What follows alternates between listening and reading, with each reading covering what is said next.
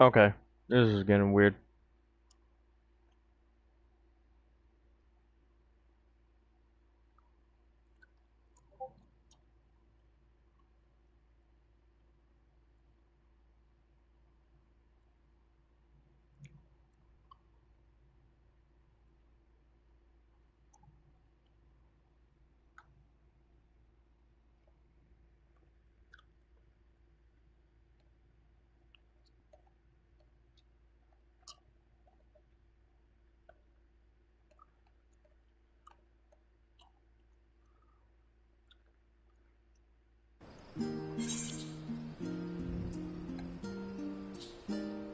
Oh, for crying out loud.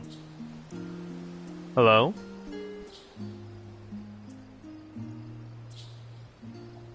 Hello?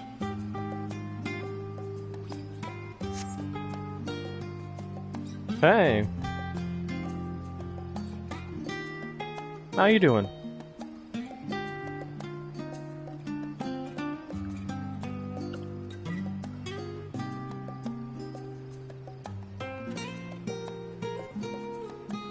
Oh, I'm sorry. It is not my fault. Shut up.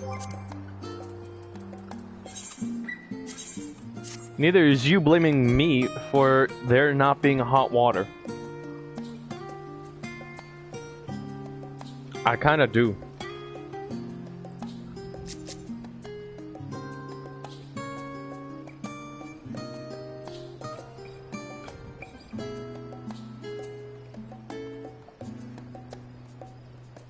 Mm-mm-mm-mm-mm. Wow.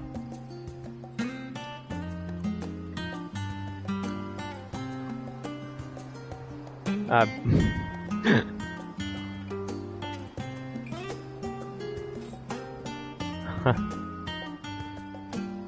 Ah. That's funny. Okay, you shut up.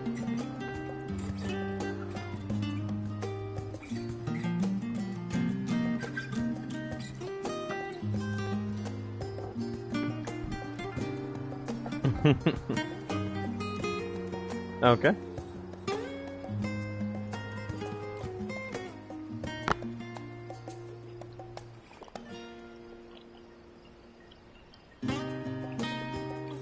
True.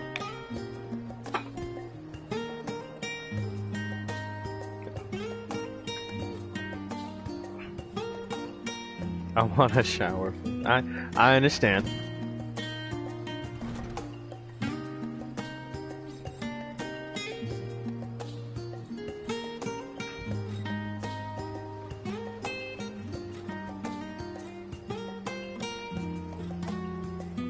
George, why hotel in Jersey Shore?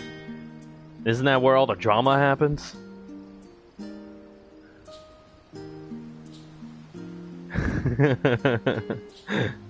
What do you mean, what year is this? I don't know.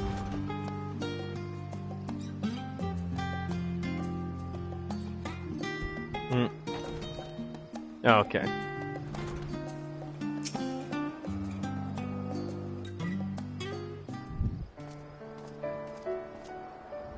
I'm gonna mute myself and let them talk it out because there's voice acting. I'm just glad they. I'm just glad they reran it back. So instead of skipping ahead.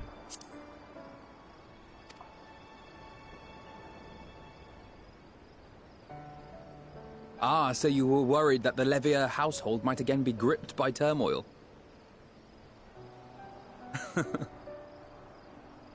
All is well, I assure you. In my letters home, I had made mention of Estinian, you see. My mother wished to meet the legend in person, and so we arranged to have a spot of tea together. Where were you in my hour of need? Fell beasts I can face, but I'm not made for idle chit-chat with lords and ladies. Well, I for one thought you held your own. Mother was the picture of delight. I might have been delighted myself, were we in a tavern with more agreeable drink.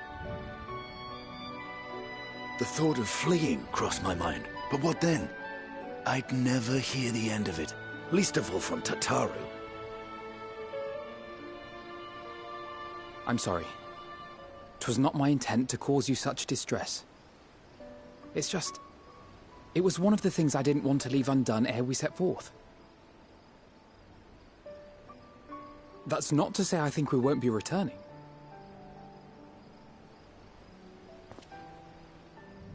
Yet, given what lies ahead, I did not wish to leave for later that which I could do today. After all, tomorrow is never promised. It's fine. Not like I had better things to do.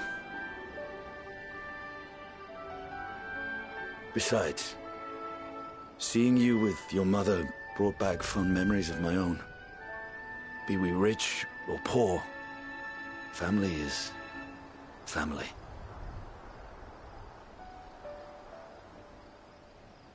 Well, it's past time we were on our way.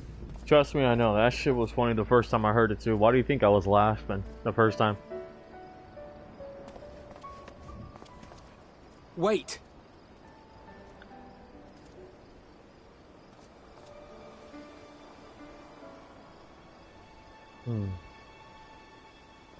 Since I left home, I've made a great many mistakes. Mistakes for which I can never make amends. But through it all, you didn't give up on me. To have returned here with you at my side, it means more to me than you know.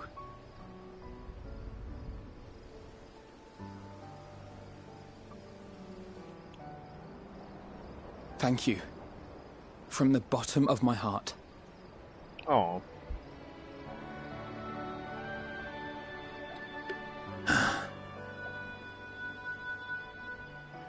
Forgive me, but it needed to be said. Istini is I'm not the a man one who owes you thanks. Istini is not the one to get all mushy. Were it not for you, I would not be alive today, nor come to terms with Nidhogg's spirit. I am ever grateful.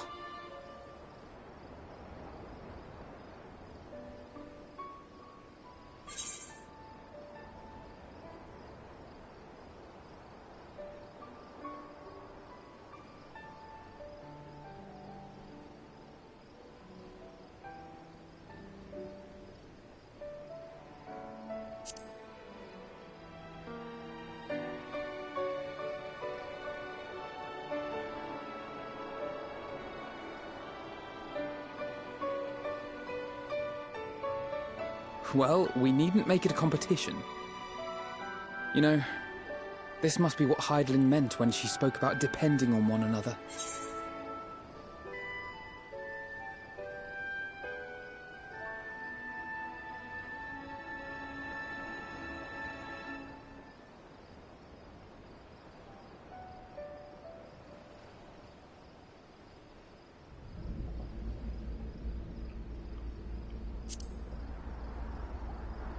However treacherous the road before us, together we will prevail.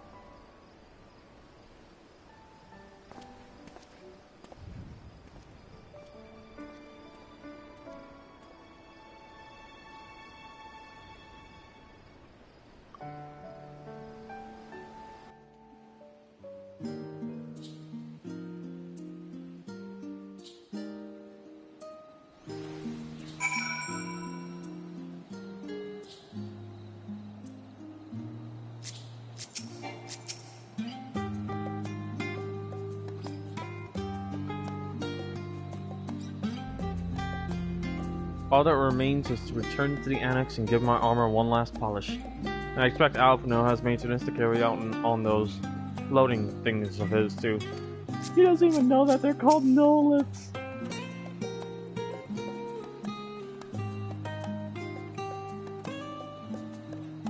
What's not nice? I didn't say nothing, you said it.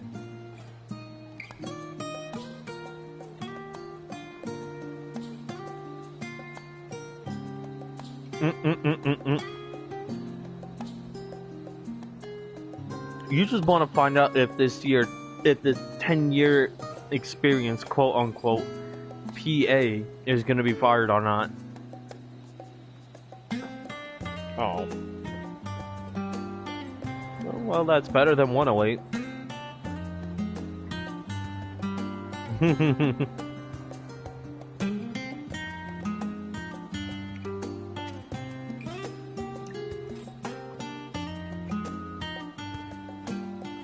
Oh, cool.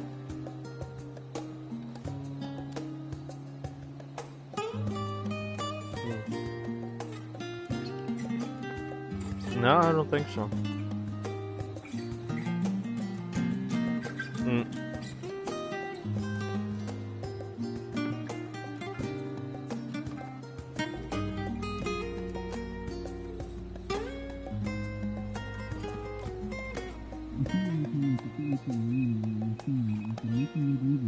Did you happen to pass any on your way here? Oh, so does that mean I'll actually pass by some of them?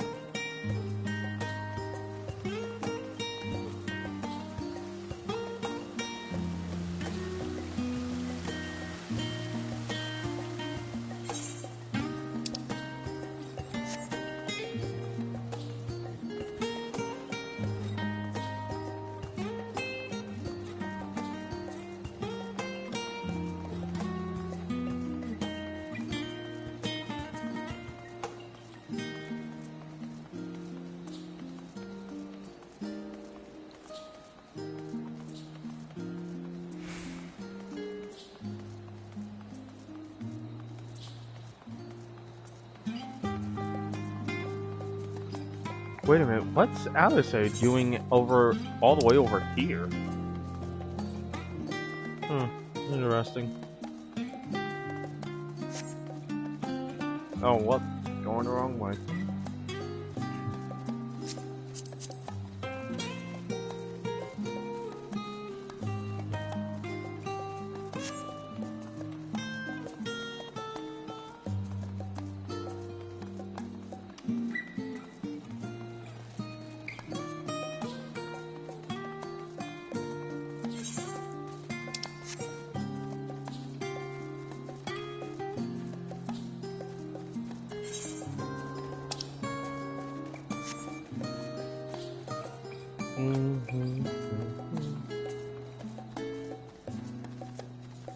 Oh, Pudding Way.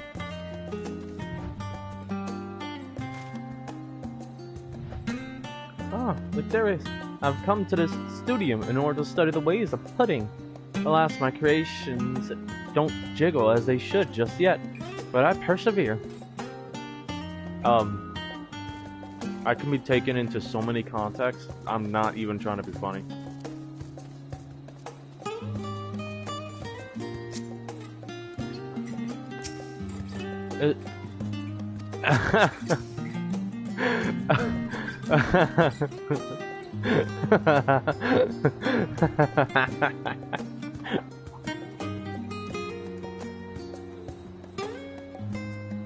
Oh man, bro, where are you at?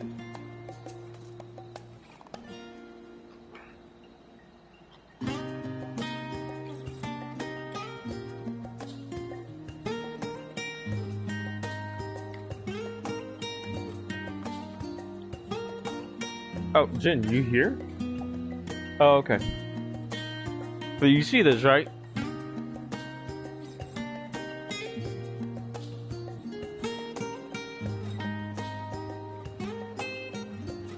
You try speaking with Alize, but she is fast asleep.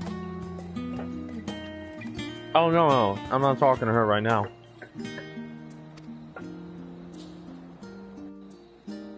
No, they're asleep. They literally fell asleep.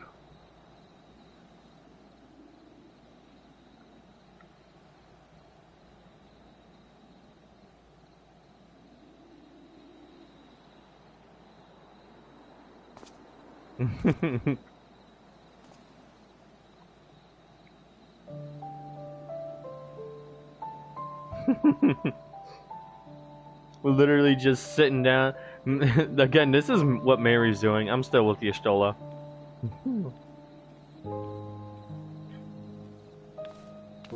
Aw, Kryle. Oh.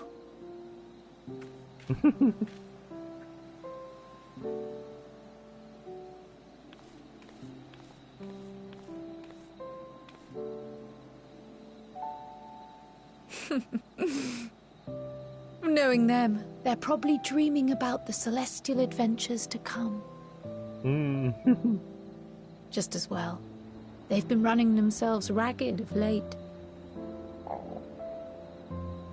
Unlike you and the others, I'm a few steps removed from the danger and excitement.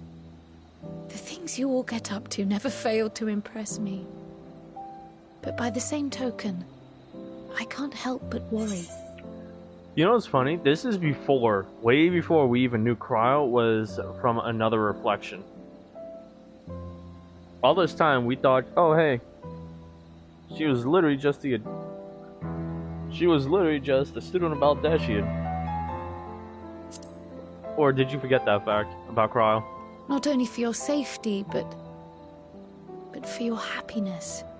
After everything you've sacrificed, you earned it 1,000 times over.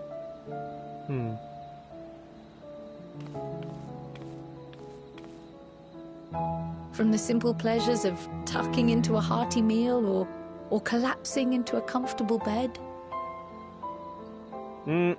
To the grand triumphs of visiting legendary lands or finding true love. You deserve all the joy in the world. There is so much that life has to offer. So much to be treasured and shared with those we hold dear. So promise me this. Come what may, you won't give up on your own happiness. When you're out there fighting tooth and nail, it's all too easy to forget. But in the end, your passions will be your greatest strength of all. Remember that.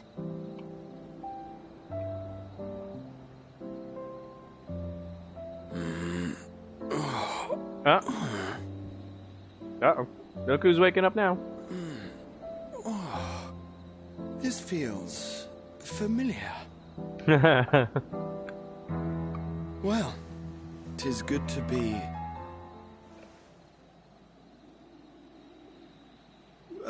wait. What am I... Gods, don't tell me I fell asleep.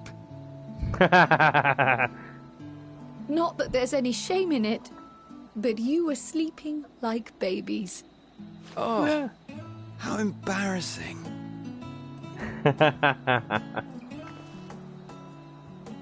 You can imagine that Mary, in a sense, was enjoying watching Not a word this. to anyone. Understood?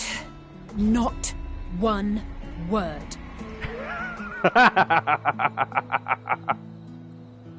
I'm told that sleeping in proper beds of your own choosing is a much more effective way to prepare for battle. Kryle's over here mocking her.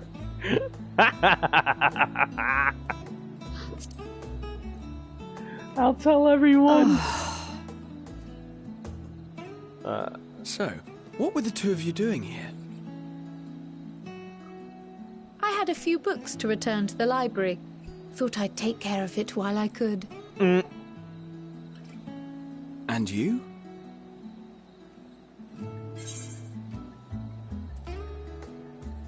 It's a secret.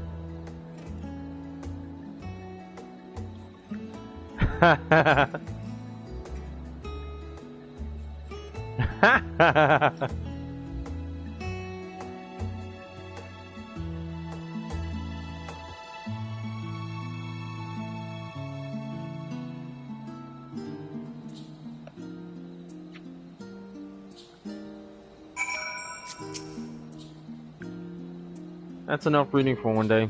As we don't know how long we'll be away, I'd best return these books before we depart. And eat. I'm absolutely famished. What about you? I see. Perhaps I'll stop at the last inn on my way back. God, I didn't realize I was so tired. One moment I was resting my eyes, and the next, I should go and get some air. Maybe a quick bout of training, but not sleep. I'll sleep when I'm dead.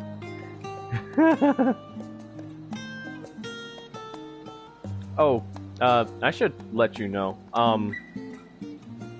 It was around this time that, to be honest, while Mary was watching, she didn't tell me this, but until much later. But while she was watching Graha sleep, she finally let go of her feelings for him, knowing that truly Graha didn't truly want to be with her in a romantic sense. If nothing else, these two seem to be in good spirits. Still, I'll see them back to the annex for some proper rest, even if I have to drag them by the ears. Yeah.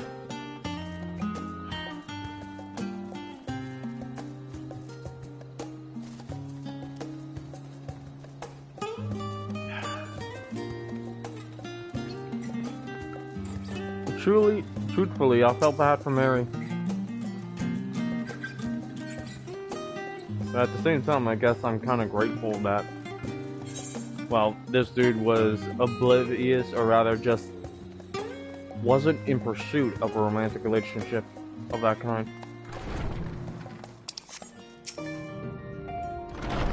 Welcome back, Luxurious. Return to catch a final few winks before embarking on your mission, I presume. You'll be happy to know your chambers have been cleaned, and fresh linens laid out. I pray you enjoy the sweetest dreams on this final night before the big day.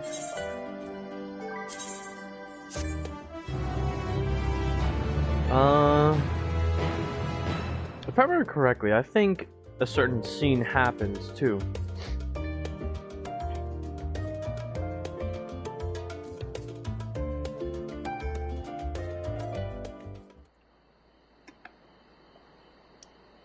That night at the Royal Menagerie in Alamigo. Oh.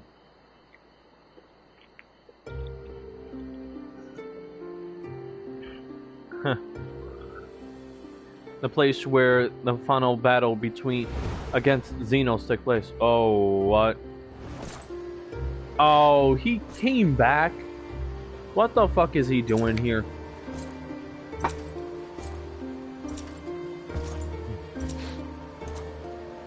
Why does he have horns?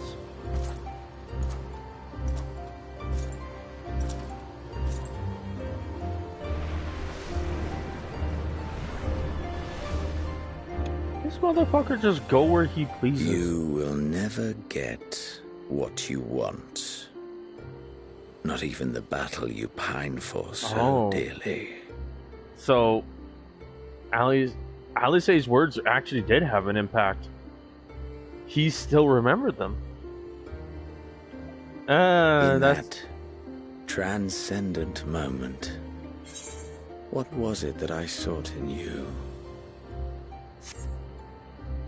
Oh, that's his ether. Not only that, but he has his own version of the echo. What was it that you sought in me?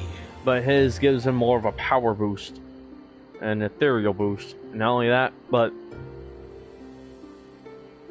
let's just say a lot of complicated stuff happened with him, both spiritually and physically, and he's now more powerful than ever.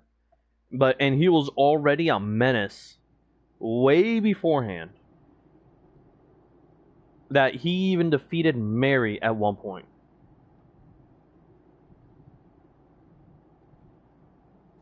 No. Twice or three times he defeated Mary.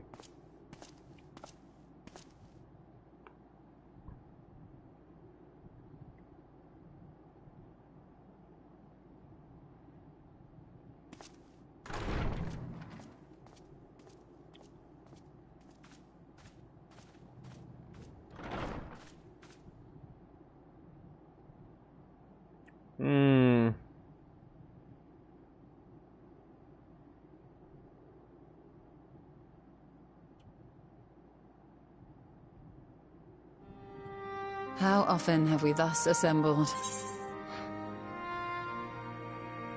Could you take him? Genuinely, I think it'd be a very rough battle. I think you'll understand why I don't have it. soon. To combine our knowledge and seek solutions to the problems before us. Back at the Waking Sands, it was all we could do to address the most minor of troubles. Who could have realized what we'd find when we began to look to the sources of the realm's woes? At the Rising Stones, we made great strides and shared many moments, from the joyous to the sorrowful.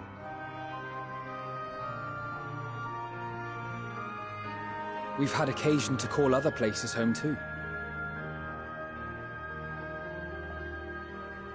Be it Ishgard or Kugane, we were fortunate to find sanctuary wherein we might take stock and continue our fight.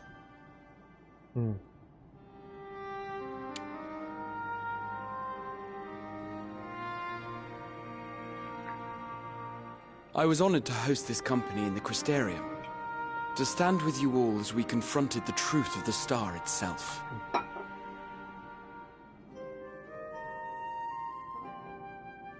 And now from this place, we go to fight the most important battle of all. Yep.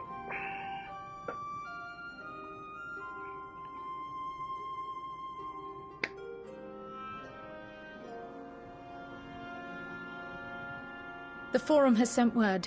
The Ark is ready. The Loporrits naturally will be commanding the vessel.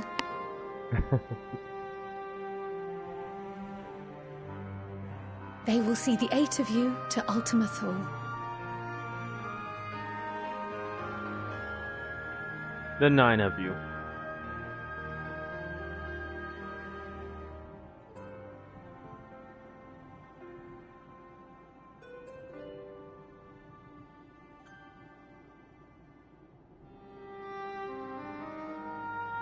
Upon arriving, your objective is to find and vanquish Meteon.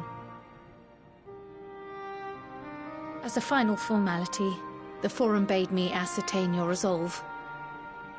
So, are you certain you wish to do this?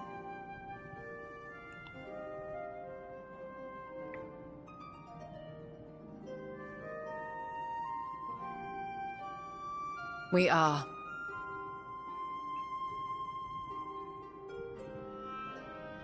Then, ere you report to Thalmasane, I leave you with these words.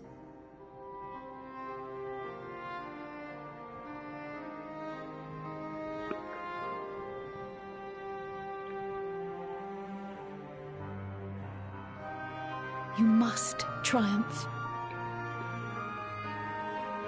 What that means will differ for each of you.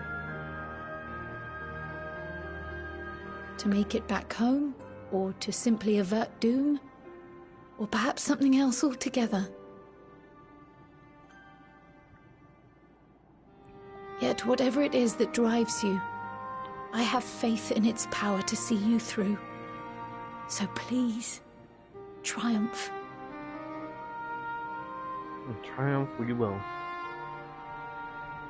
Triumph, as we who remain behind believe you will.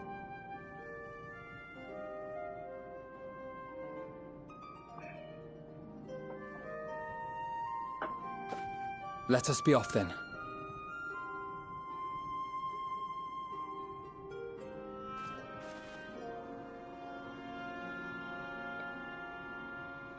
Wait!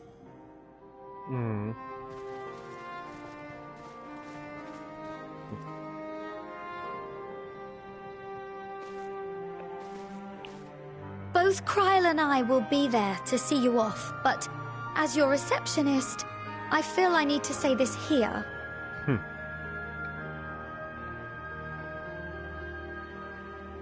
Safe journey, all of you, and be safe.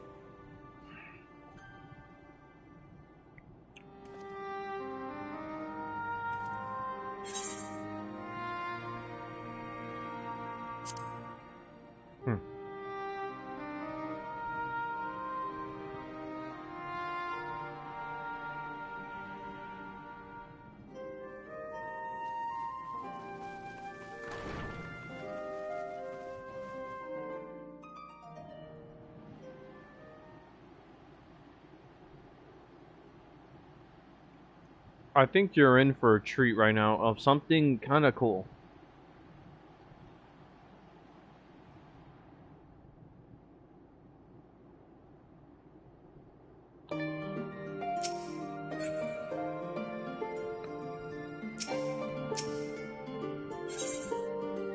Unto the heavens. I suppose this is where we part ways. For now, at least.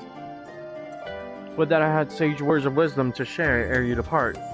Mayhap the teachings of Galafaldesian will suffice. Surrender not to anger or hatred, he said.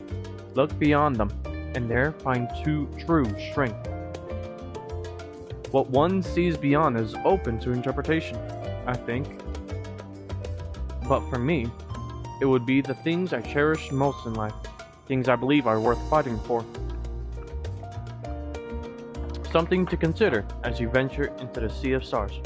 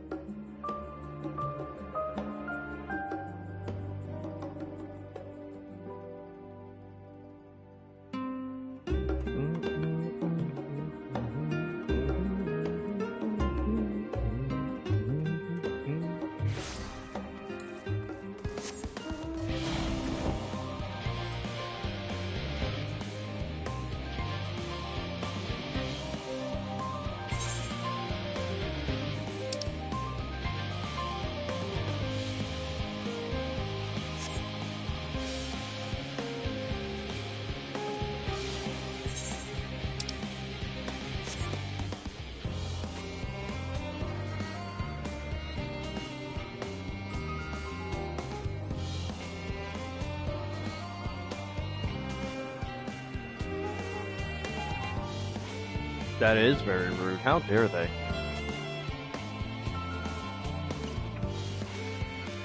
You're welcome. You're welcome. Labyrinthos is a beautiful place. Although, if anything, I don't know what they actually intend to do with it. If, like, after... I don't know what they had actually done with the place after they had already, you know, built it just for the specific purpose of gathering all... Oh, right.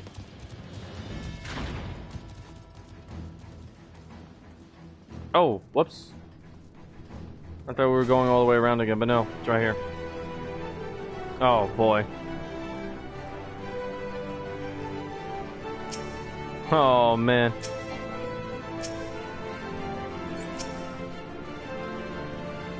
Man is said to fear what he does not know, yet you would venture unto the greatest of unknowns. I say to you, son of man, that you need not fear.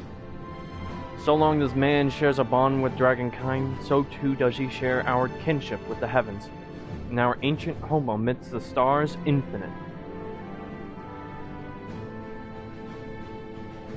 I pray you go forth and prove this bond of ours, tempered and tested, shall endure unbroken for 1,000 years.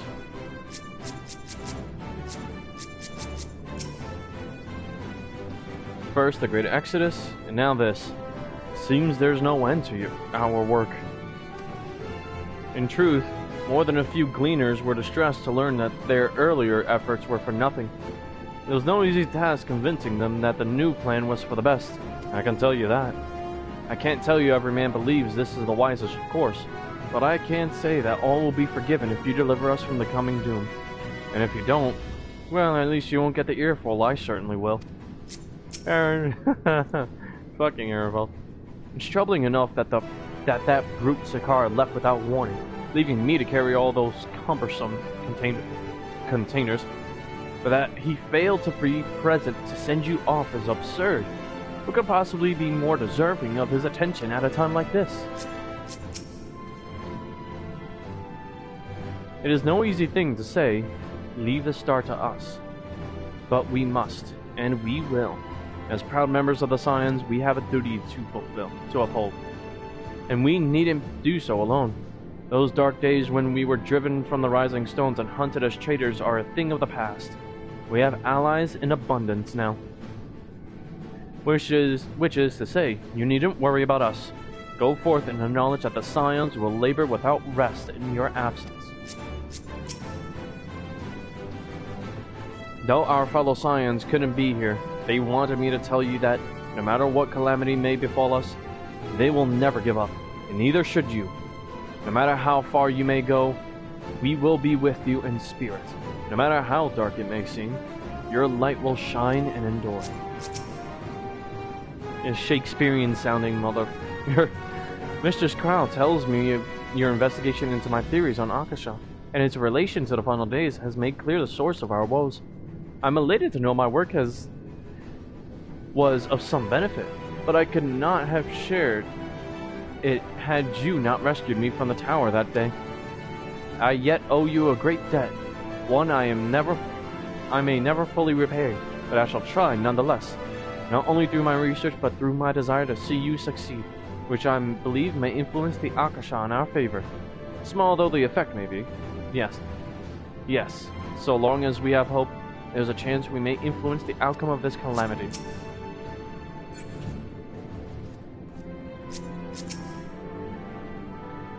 Mom Brita has been on my mind more often of late. About who?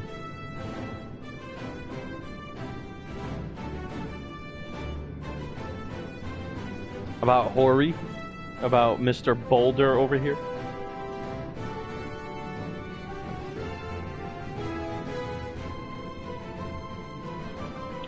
About what? Him sounding like a Shakespeare, but looking like looking like a fridge.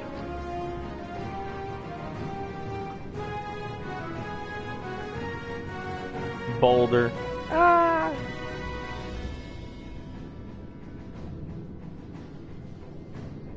Mom Brita has been on my mind more often of late. How different her life might have been if not for our research into teleportation magics.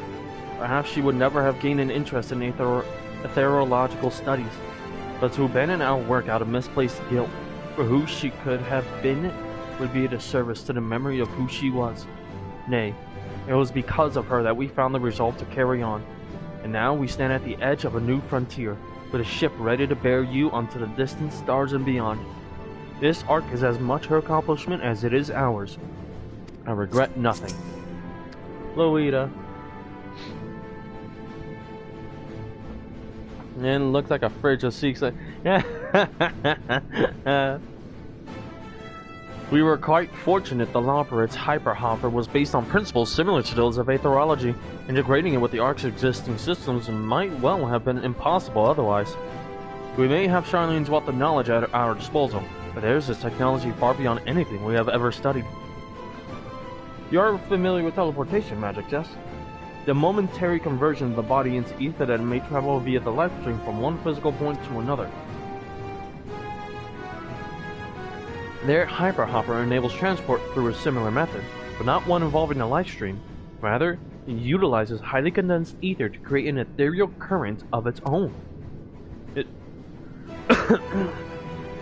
This current is exponentially faster and more powerful than the naturally occurring ones to which we are accustomed. So much so, in fact, that ethereal conversion of the physical form is not a prerequisite for traversal. If you were concerned about side effects such as ethereal sickness, you needn't be. You should emerge at your destination hale and whole, in theory.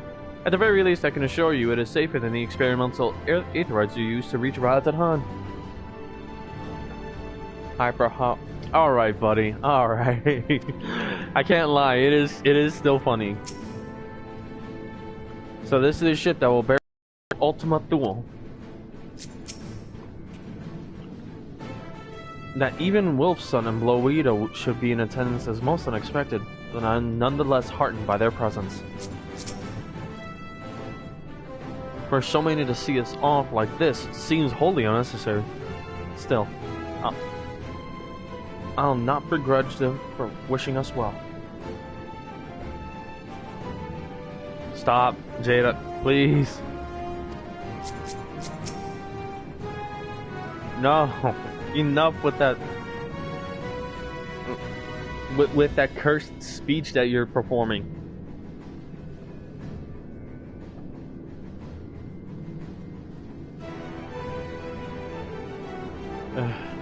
This is the pinnacle of aetherochemistry, a synthesis of modern innovation and the ancient wisdom of Alec. The Ark's engine appears to be capable of processing condensed ether in quantities I never thought possible. I wasn't expecting quite so many people to be seeing us off.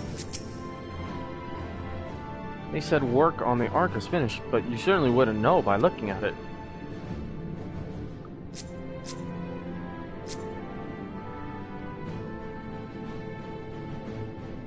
Oh, she's currently closing notes. Well, doing work from home, basically.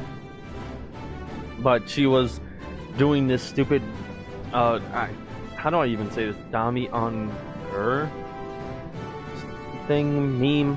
It's, I can't express how annoying it is. The Ark is missing one last but very crucial component before we are ready to take off. It should be arriving shortly. Oh? What is that?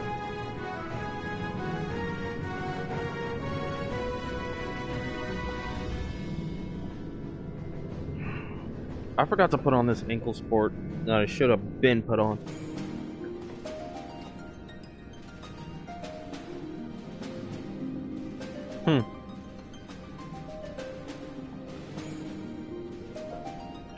And here we go. Out into the great expanse of the unknown. All present and accounted for? Good. Oh, good. Voice acting. As you will have I don't heard, have to say anything. The Ark is ready. All that remains is to board and be on your way. I've seen my fair share of tight schedules, but this was bloody murder. Sid Garland. But we did it. We finished the ship. It's safe, fit for purpose, and looks good to boot. Aye, it's a Garland through and through. I really don't know what we'd do without you. Thank you for everything. Well, the work was hard, but we've learned a lot from it. After all, it's not every day you get tasked with building a starfaring vessel. In case you're wondering about payment, the ongoing existence of the world ought to do. But feel free to throw in a colorful recounting of your journey on your return.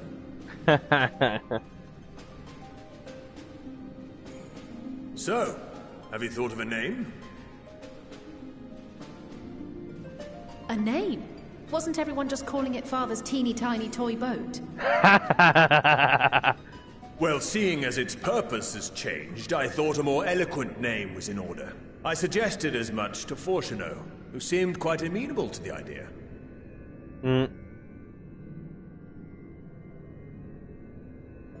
As you know, this vessel is the culmination of heretofore unprecedented collaboration. And though said collaboration is owed to the Scions, there is another whose noble deeds made our work possible.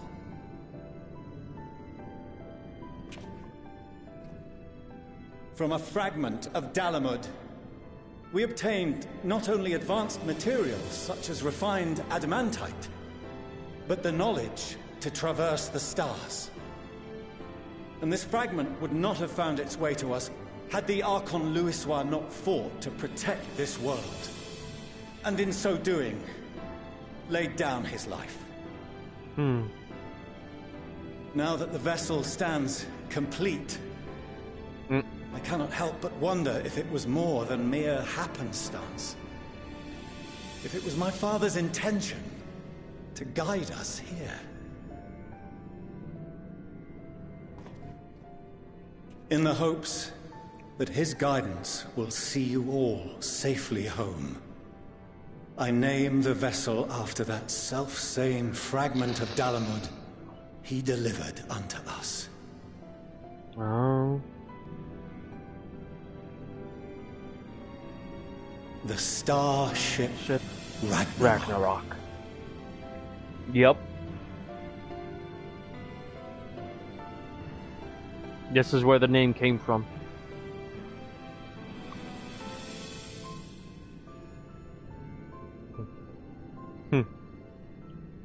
Sorry for the wait.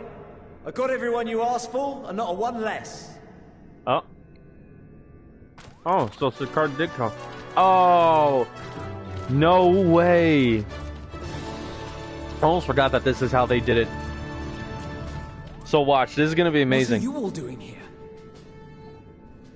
This is gonna be amazing, watch this. I invited them. The representatives of those tribes with religious inclinations. You've done a fine job of readying the Ragnarok, but for it to take flight, we'll of course need the power of the Mother Crystal. Given its immense size, however, transporting it would be an absolute logistical nightmare, not to mention we'd need to shatter it into tiny shards for feeding to the engines. But primals make for the greatest source of untold power, literally floating batteries. So yes, we legit use primals as a way of siphoning ether from the Mother Crystal to fuel the ship. Watch this. But a brilliant idea came to me. We convert the crystal's energy into forms that can transport themselves.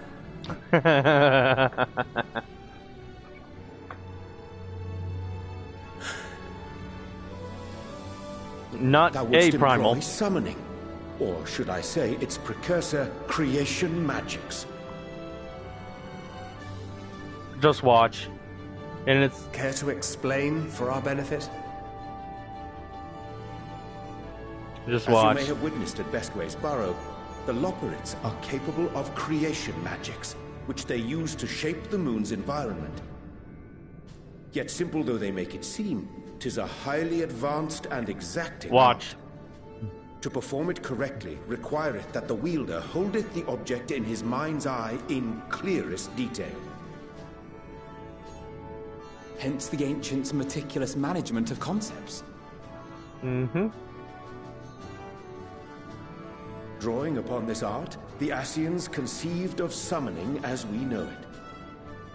A derivative that replaceth the complexity of concepts with the simplicity of zealotry to make manifest a creation. Hence belief. I see. By combining the Loporrits' magics and the tribe's faith, we convert the Mother Crystal into primals of purer form and greater obedience. Mm-hmm. Summoning as it was intended, one might say. Yep. Indeed! Indeed! While Heidelin gave us the ability to use creation magics, she forbade us from using it to make anything possessed of a soul, or similar. She didn't say anything about fulfilling the desires of others, though. So, borrowing our friend's faith, we'll create deities using the Mother Crystal's power and send them to the Ragnarok! Am I the only one here concerned about the risk of being turned into a tempered minion? Oh, right, I was getting to that. From what I've read in Sharlayan tomes, it appears the Ascians incorporated an additional nasty element into their summoning method. The fervent desire to assimilate others into one's belief. Yeah. Beings thus created are instilled with the self-same desire and use their powers to enthrall people, starting with the summoner. In contrast, our creation magics, the original and the best, except no substitutes, don't incorporate any of that rubbish, so there's no risk of tempering. I mean, if the being was on the scale of Zodiac, you might feel a little tug, but I think we'll be safe enough.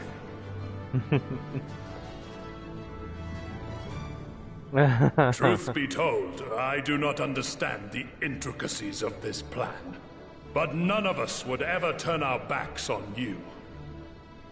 When Precisely. the avatars of our faith ran amok, You intervened without decrying we who birthed them. Mm-hmm. Where others vilified and suppressed us, you offered understanding and friendship.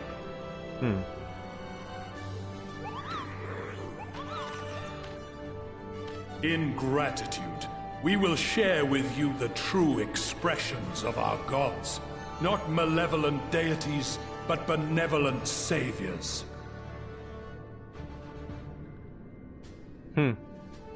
Alright, you lot, we're heading to the ethereal sea. Stay in sight, else you're liable to get lost. Lead the way.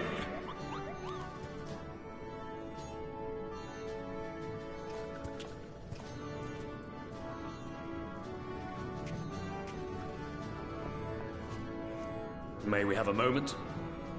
In anticipation of the day man might journey to the stars, we developed these.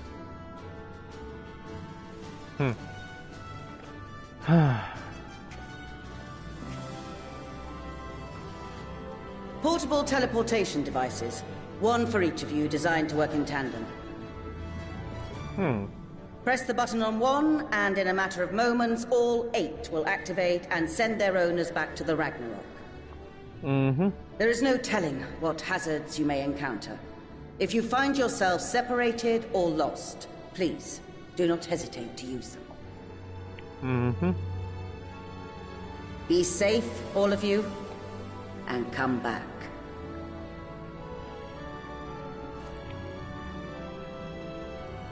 You as well. I pray you take care. Looks like everything is in order, so I'll go ahead and board. A few of my fellows will remain to assist with the summonings, but rest assured, the vessel won't want for competent crewing. Oh, hey, Jin. Remember what you said about the narcoleptic? Then you should board as well. Go. And Godspeed.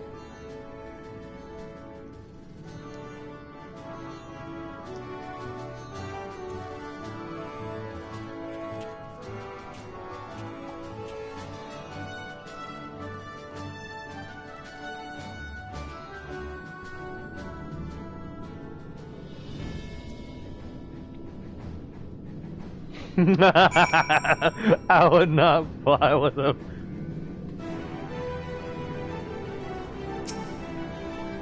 Oh, there we go. If you would come this way, I will direct you to the bridge. You ready? Let's do this.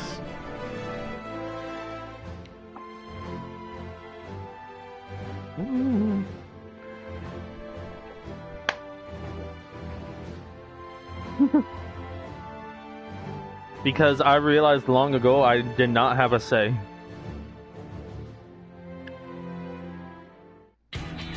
Not only that, but none of us had time to learn precisely how to fly it ourselves. Not only that, it was all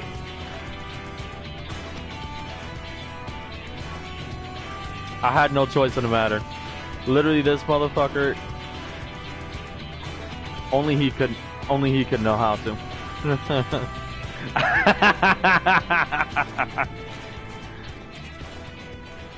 Welcome to the bridge, everyone! I hope you have everything, because I can't be bothered turning back. Right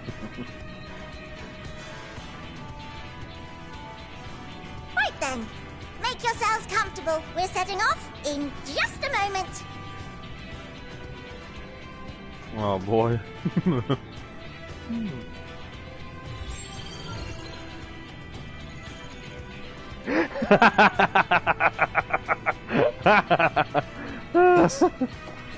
Incredible. I do not trust the man asleep at the wheel. Yeah, he's so far asleep at the wheel. This is Fortuno. Can you hear me? Here we go. The preparations for the summonings are complete. I'm gonna be honest. This man sleeping way. With the 14th phase of the plan, we have moved the Ragnarok to the launch site. I'm gonna be honest. The fact that This man was so asleep at the wheel, I'm surprised it didn't already fall in the river. The gates are open. You may depart when ready. Or rather, in this case, he wasn't so badly asleep at the wheel that we fell into a black hole instead. So, are we ready?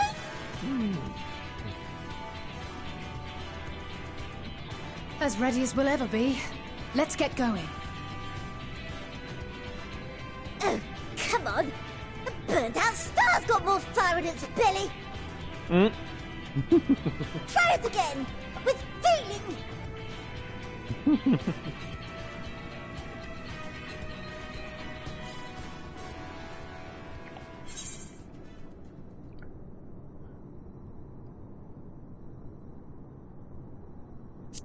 Issue the command to launch.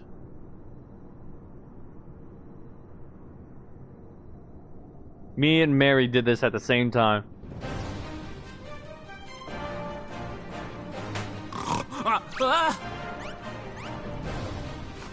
Engage!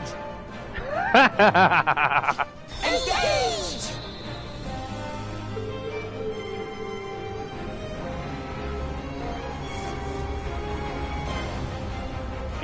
What do you mean is he decent pilot? He was the only pilot! He's alive. Well, that was until recently, because like I said, the Ragnarok was now in my is now in my care. So of course I know how to fly it. Let's light this candle. What candle is being lit? What? Look at this thing.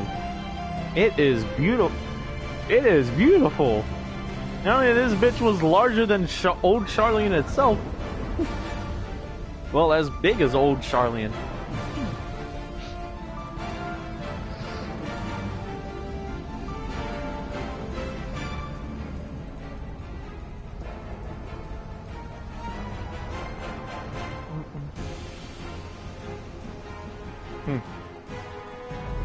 Here we go. Watch this. You said several, but watch this.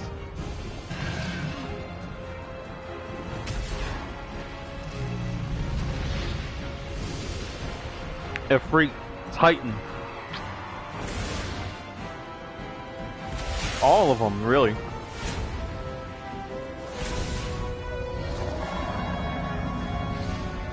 Even Bismarck. And King Mogulmog. Garuda. Ah! That I must carry landwalkers into the sky. I cannot imagine a greater indignity.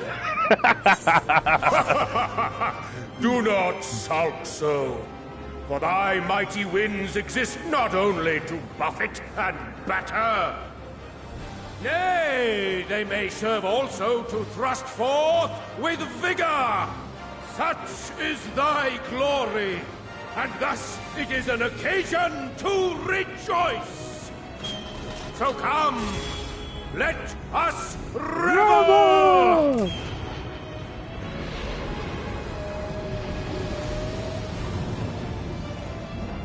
Even Bismarck, the great sky whale. Yep. So long as the wind blows freely, I suppose all is as it should be in creation.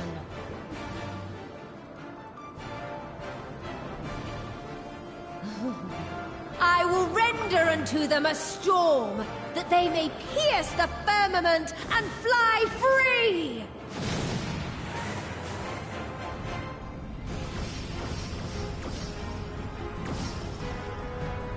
Here we go. Now we're powered up.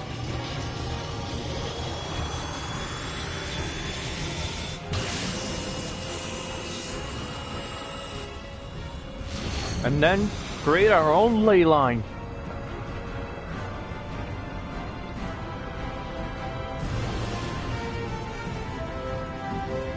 Our own connection to our destination.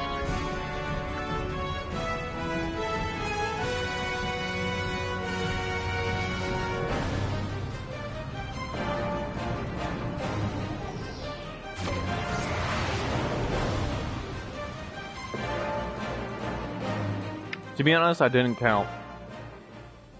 Not only that, I wasn't able... We were in the ship. We weren't able to see this.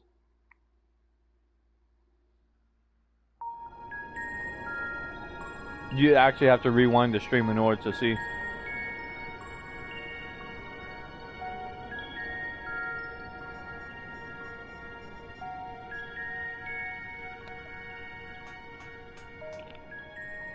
Still in one piece? Good. Sleeping Ray? Report? All's well. Fantastic, even. Thanks to the power of those primals, the engines are roaring and we're ripping along. All values are also within projected ranges. Time to destination is 8 carats. Perhaps 7 at a pinch.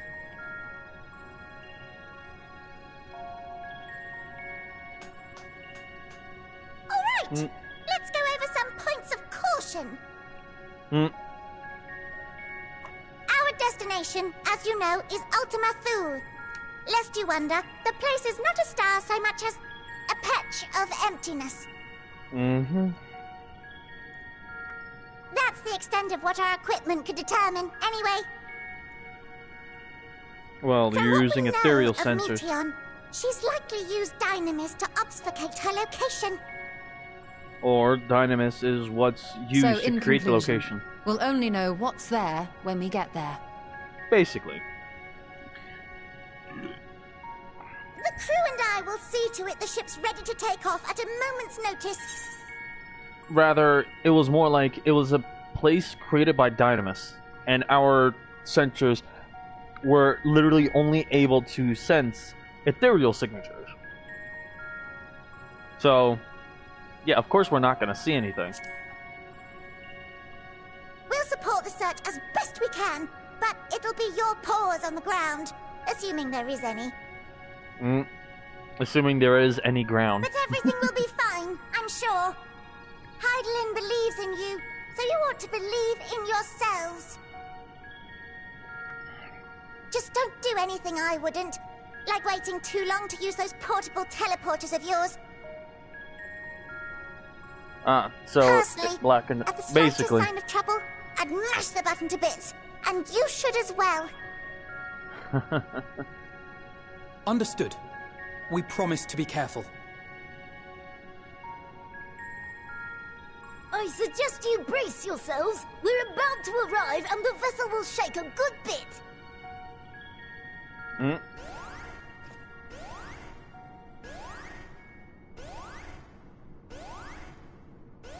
See that? This conversation only lasted a few minutes. What is this? Literally already.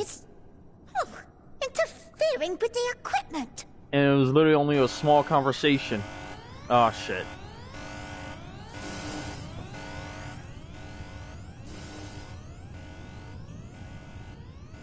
Greetings. Ah shit.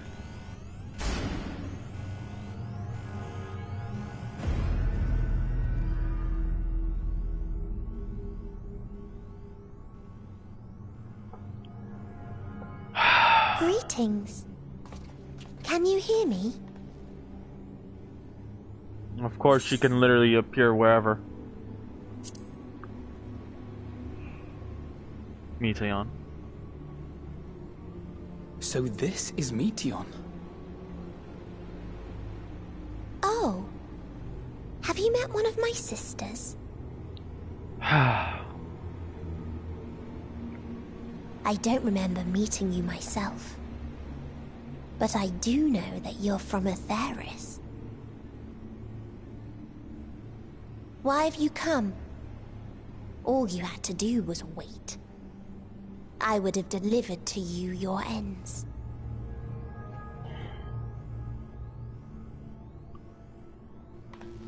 We didn't ask for that. I don't understand. All life is destined to end. Why choose to prolong your suffering? effort, ambition, love, they amount to naught. Happiness, should you find it, is inevitably lost, stolen away by events beyond your control. There is no logic nor meaning in it. You think there is. Convince yourselves. But it's all a cruel accident.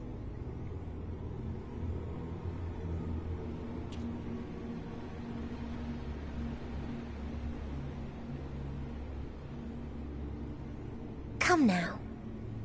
I speak the truth. A truth you would recognize if you looked up at the night sky. I'm gonna let it continue, but I'm gonna mute myself because I'm gonna go heat up some food.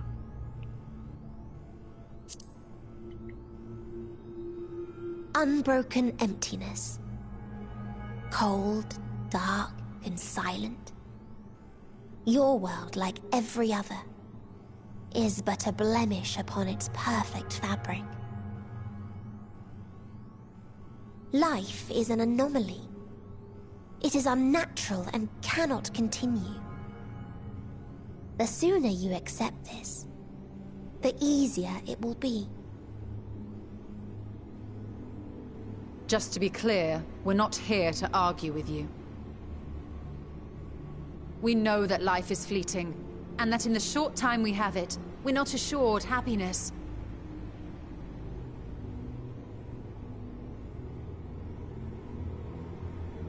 Indeed. I've seen far more sorrow in the eyes of many I've met. I myself have plenty of regrets. And one day they'll die with me. Gone to dust with my good deeds and unfulfilled dreams. But we accept this. That our existence may seem pointless. That sorrow, rage, and despair will always dog our heels. And we press on regardless. That is why Hydaelyn guided us here. In her boundless love for mankind, she has prepared us for this trial, and in her name, we have come for you.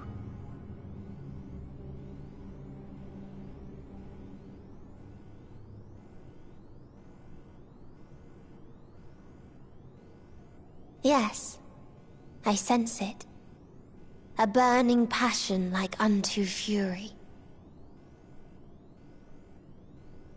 I know it well.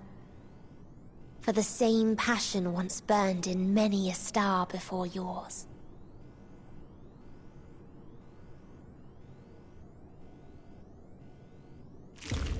Suffocated and extinguished now.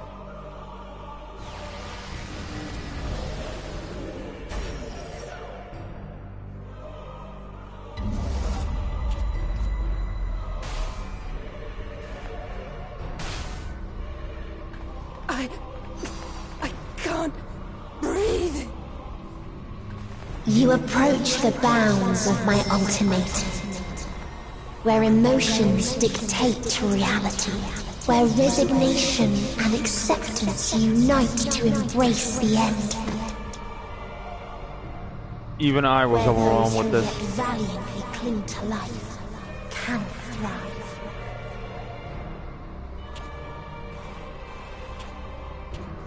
Literally our most resilient one, Thancred.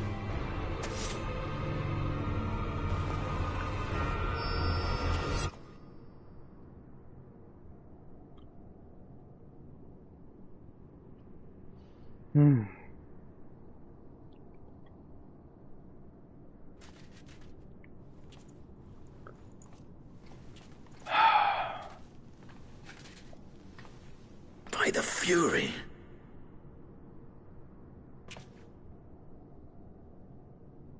Thancred?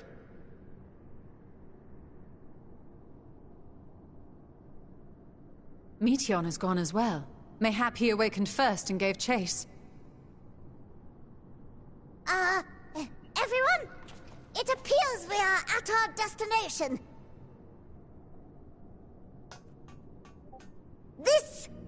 This is Ultima Thule.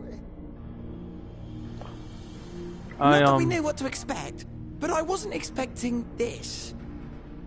From atmospheric composition to ambient temperatures, all readings are within permissible range. This place is capable of supporting life. I don't know how to explain that one. I don't know how to explain this. If that's the case, then Thancred may well have gone on ahead. Let's go and have a look. You'll just have to continue watching and, well, we'll refigure it out together. I want the rest of you to perform a full inspection of the ship, as well as a biological scan. Rather, I think you'll get the answers because I already know them. Let's keep watching.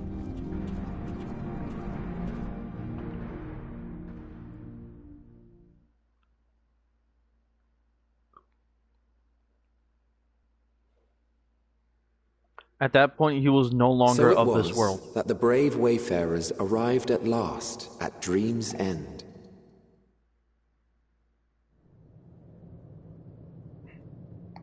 In following their path walked, and history written, I am made keenly aware of one truth. He was there and not there at the same time. Though the curtains may fall again and again, so long as others take the stage, ever shall there be more tales to tell. That's all I can tell you. So, let them bring it to a close, I say. Let the curtains fall upon this, the final chapter in the tale of the star. No. She didn't do anything. He did something. Is this a dead star?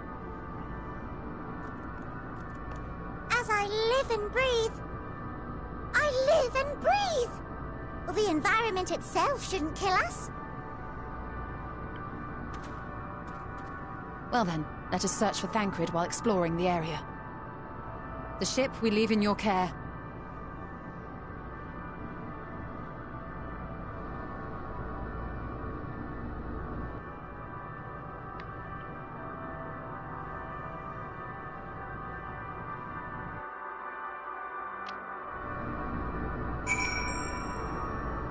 So, one moment while I go check on my food.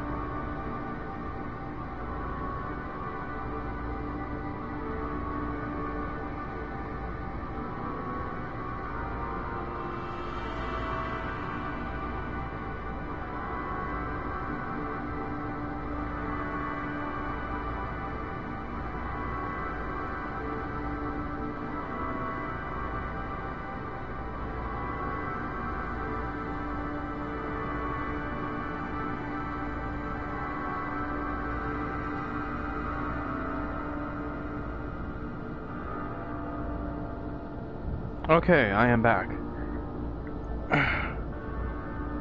And yes, he did, but you'd still need to see what happened to him first. And, well, let it be explained via the story.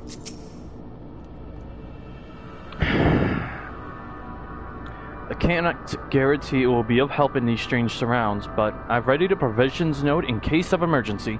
Of course, if you encounter any real danger here, I expect you to return to the Ragnarok at once.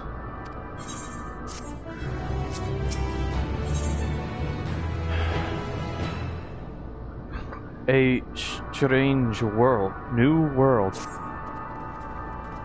We're fortunate this place can support life. Albeit barely, I suspect, given the torpid, stale quality of the air. But never mind that, we must find Thancred. Let's begin our search from the prow of the ship. Seems as good a direction as any. Try not to stray too far, lest we lose sight of one another. Alright. So, forgive me, but I'm also going to be eating while playing. So I will be stopping a few times here and there. Because I actually heated up a lot of slices of pizza for myself.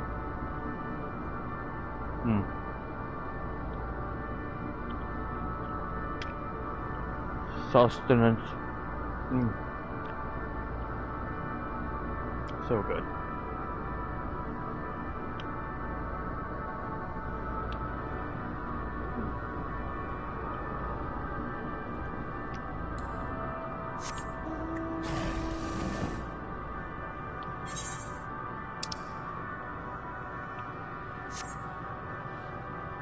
Well, considering the map itself is incomplete, you could tell I have not come back here at all. I should tell you something about this place. I have not entirely unlocked the home map.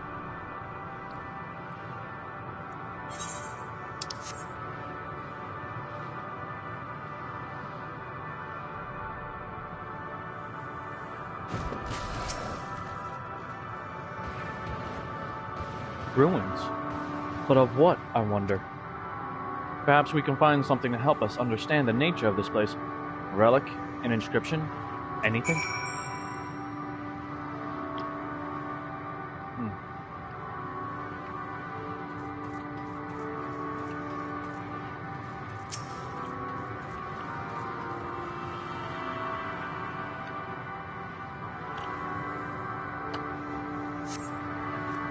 The metallic pillar has been partially melted, likely sometime in the distant past.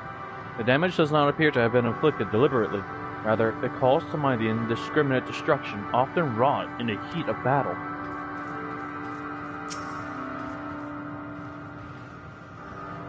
There is a structure here in front of me, yes? A tower of some sort. Partially melted? In a strange twist of fate, it seems our perception of this place is not so different as it would be elsewhere. The world as I used to see it, it feels as though I am dreaming while awake. This is more than a faded memory Michion led us to believe.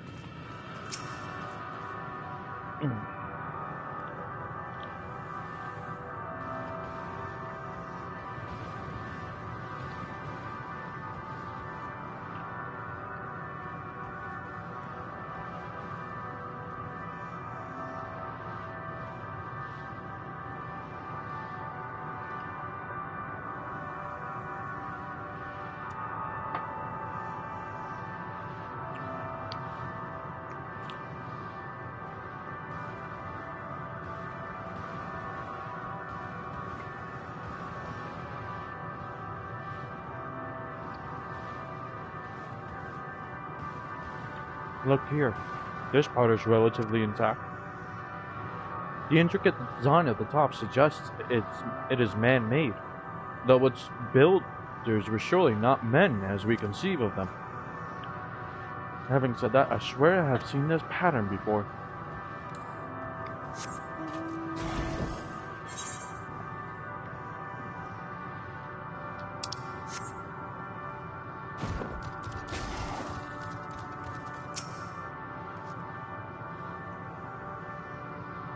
I thought this hill might afford a better view of our surroundings.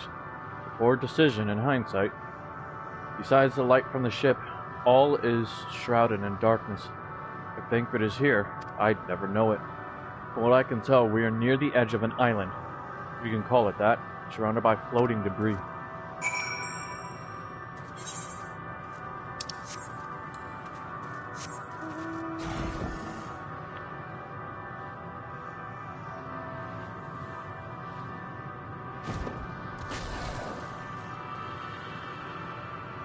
I'm sorry if me eating will annoyingly slow down the progress of, this moving along.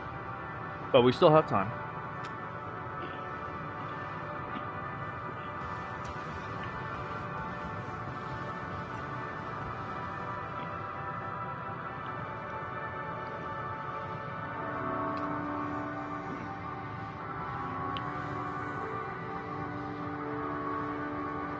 Thank you.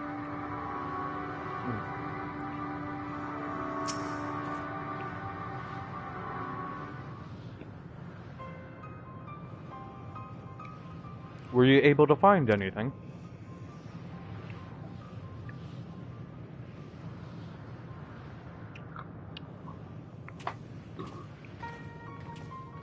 As I feared, and still no trace of Thancred. Is nothing but emptiness as far as the eye can see, which, unfortunately, isn't very far.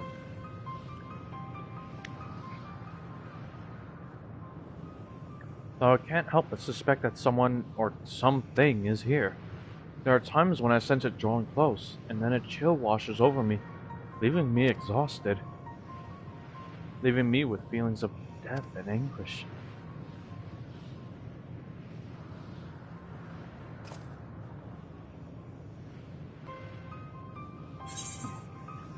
I think I might see something over there.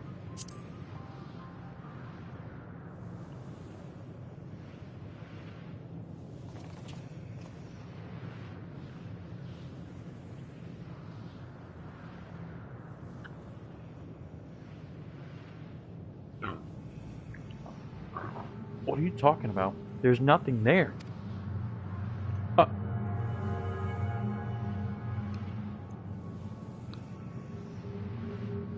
Wow, so only me and Mary can see it. Before we jump to any conclusions, perhaps we should search elsewhere. Agree. We found only more questions when we are in desperate need of answers. There's a fair stretch of terrain from the ship's port side we've yet to explore. Let us try searching there then.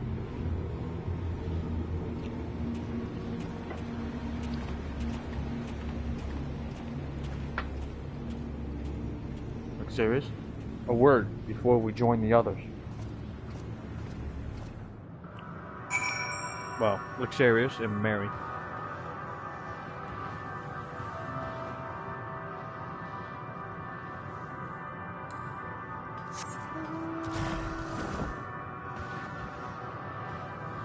No wonder these things weren't put down when, well, they were around. Because they didn't see them. And unless they're perceived, they become hostile. You see them too, don't you? The dragons. As I thought, their presence is tenuous at best, but there's no mistaking it. No doubt your bond with Midgardsormr and mine with Nidhogg is what allows us to perceive them. Oh. Could these apparitions be related to the dragons that now live on Aetheris? Better to leave such conjecture to the others. In any case, we must be careful. We may soon find dragons they can see as well.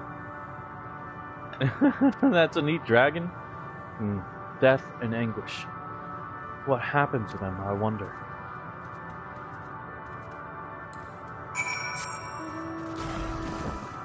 What, these stellar dragons? They're neat? Oh man.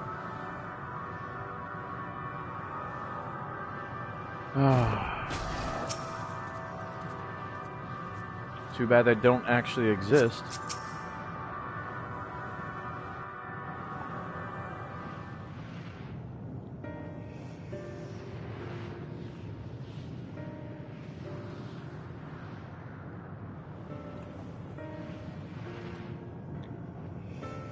There we go. Found them. Dragons? Here? Oh, voice acting. Perfect. I can eat.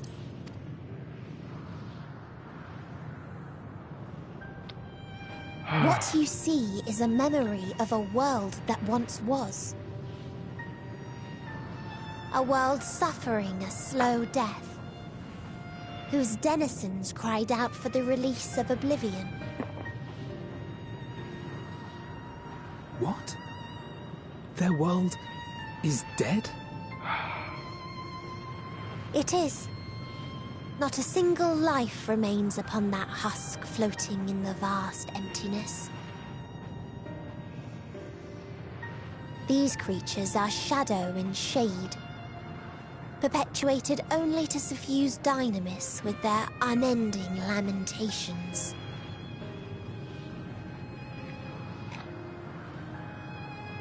Our friend Thancred. Where is he? A strange question. He is at your side, is he not? Oh, yes. He is here, and there, and everywhere within this space. He would tell you himself if he had form to form words.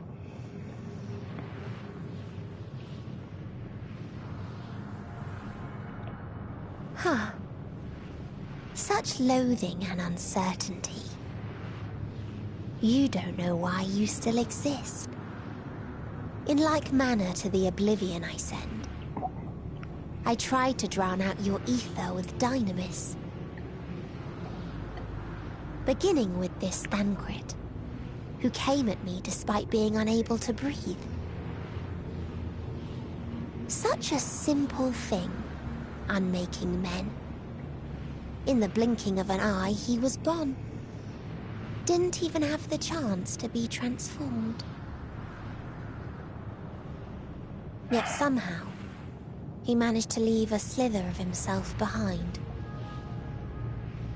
So what yes. you call the heart? Or perhaps the soul. In his final moment, he cried out from it. A single word. Yeah, he's dead. Survive. But he's still here. That wish proved stronger than the despair that ruled here. It overpowered it, causing this space to be remade. Precisely. Into a place you can perceive, and where life can endure. That you draw breath is proof that his soul lives on. For how long, however, remains to be seen. His physical form died. But this place is powered by dynamis.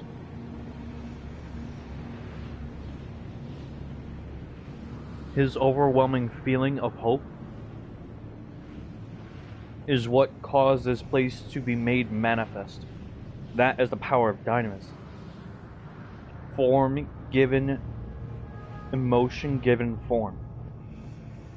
Literally. He made the air breathable in his dying breath. He made the intangible tangible. He gave form to the formless, literally through dynamis. So right now, his soul is everywhere and nowhere.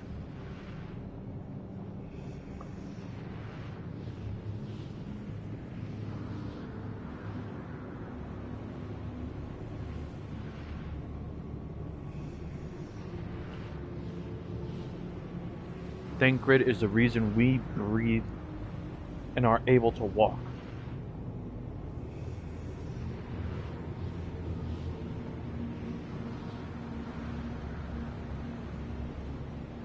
Yeah. In a sense. Yeah. In a sense. Except this cat is alive. Well then, we should hurry and tend to business. Huh? Oh.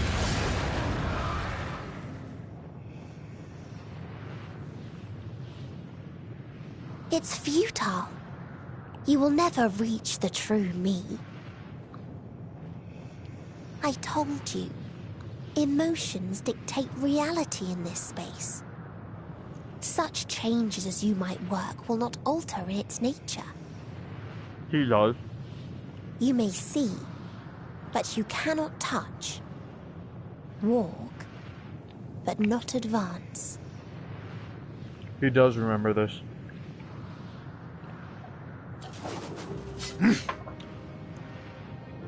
Meteion holds too much sway here. How do we contend with a foe who can unmake us on a whim? To him, he recalls it as feeling the uncomfortability of everyone stepping on him. I do not know. But Thancred gave his life that we might come this far. We must press on. Agreed. We cannot turn tail here. Not without something to show for our comrade's sacrifice. Or rather, that's his way of saying it, so he wouldn't worry about it. Yeah.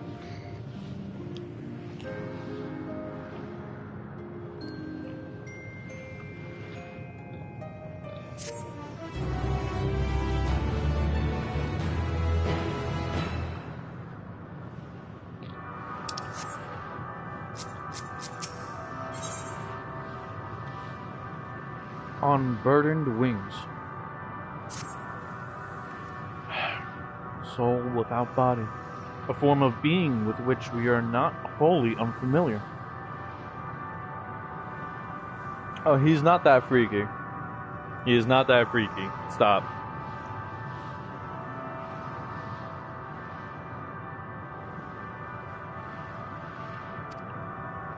Indeed. For we existed in a similar state when residing in the first. Circumstances are rather more dire than that. 'Tis true. But I choose to believe he is not forever lost to us.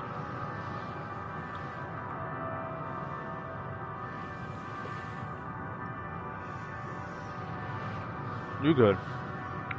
Regardless, in sacrifice he has afforded us a chance to prevail.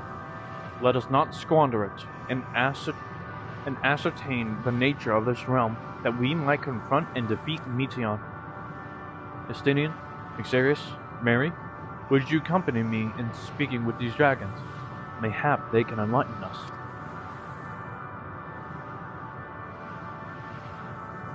I'll ask the rest of you to survey these surrounds. If there is a path that may lead us to our quarry, we must find it. Very well. We can reconvene here when everyone has finished. Meteion said these dragons are shadow and shade, from a world whose denizens sought oblivion. As such, they are not like to be amenable to company, let alone conversation, so please, be careful.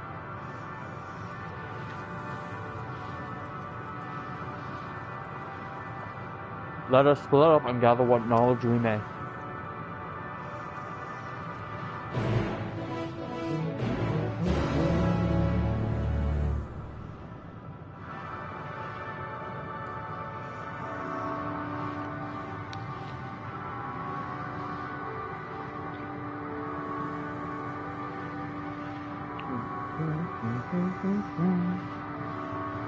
Okay.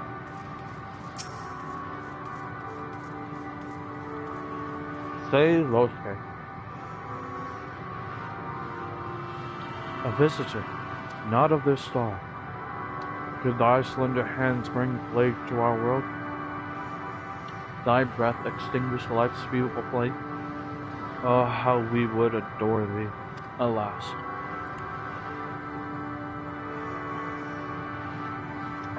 With time our flesh shall wither, our souls fade, and so we wait for its inexorable march unto oblivion. If thou art not come to hasten our demise, I bid thee leave us, who crave not companionship, only silence.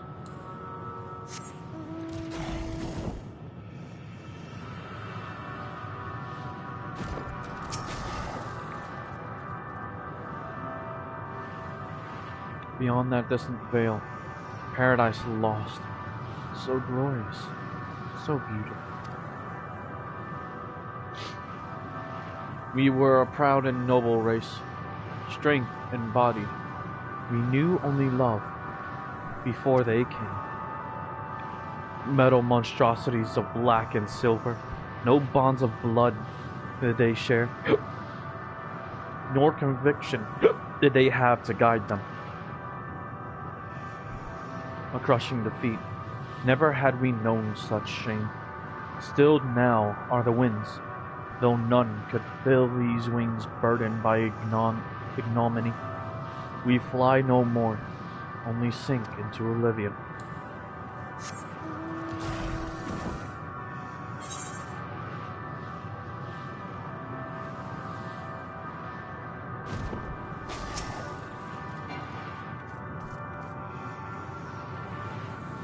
Thou wouldst bid me speak?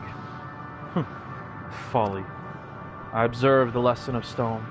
I shall not fly, nor speak, nor roar, only watch and wait, and end. But one sight yet stirreth my blood, tempteth me to raise my voice in lamentation. No, the cradle of unsung dragons. No words, no songs are possessed of the weight to describe such tragedy. Go, if that be thy will, I shall remain.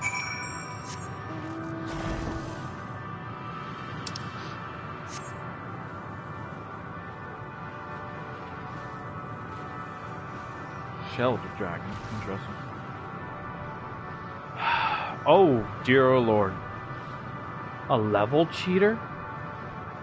That's crazy. Oh, shit. A nest.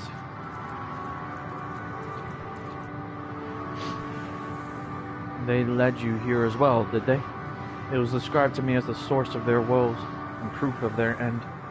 I think I'm beginning to see why. It's a hatching ground, or was. I've seen similar on Aetheris. Midgardsormr's kind must once have lived and thrived in a place such as this.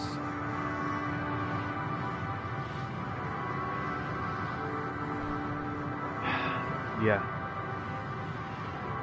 Vitra said his father was driven from their ancestral home by war and strife. This, then, is the fate of those who remained.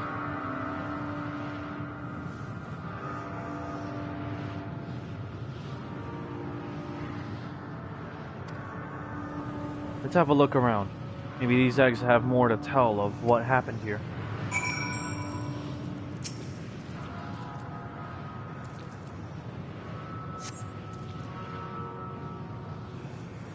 One sec.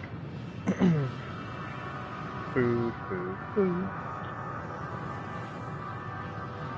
Delicious, yummy food.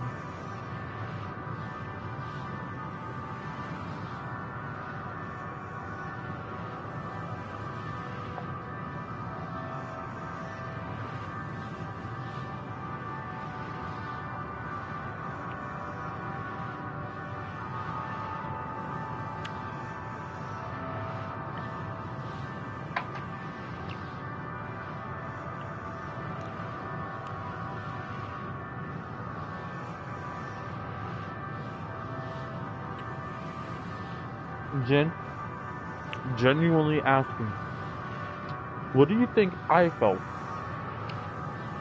seeing this?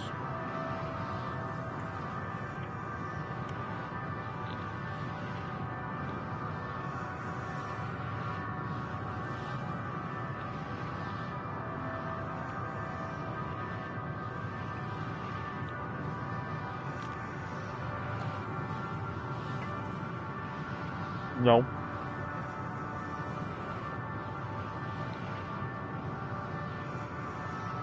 None of those.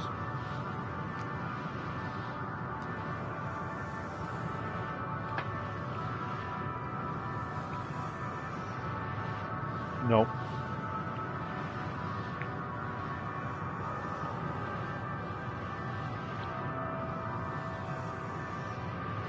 Familiarity.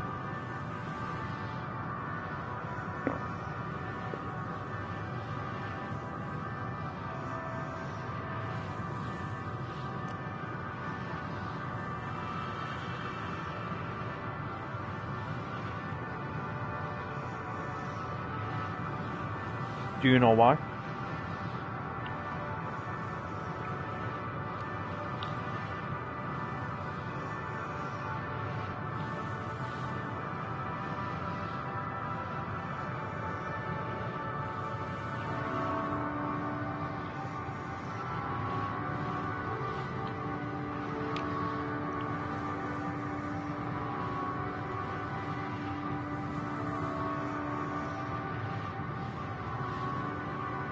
No. It's not like a mirror.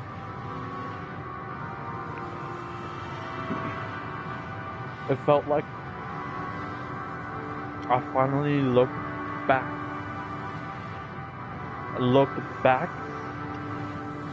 At the destruction that I had caused. The worlds I destroyed, the lives I ended, in my own hunt for my own variance. This felt familiar.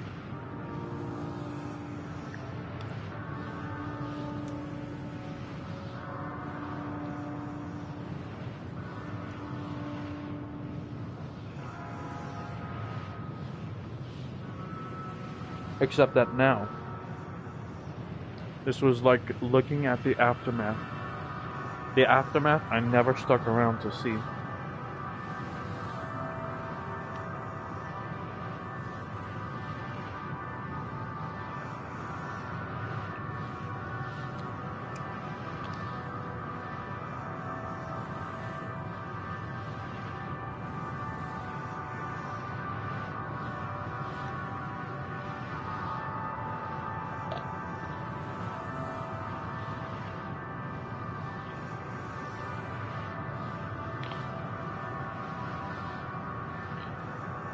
You got me?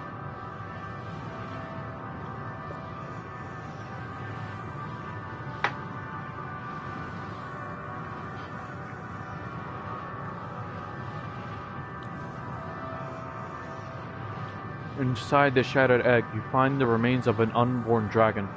The body has already begun to decompose. The gelatinous, half-dried membrane covering the corpse suggests it failed to emerge.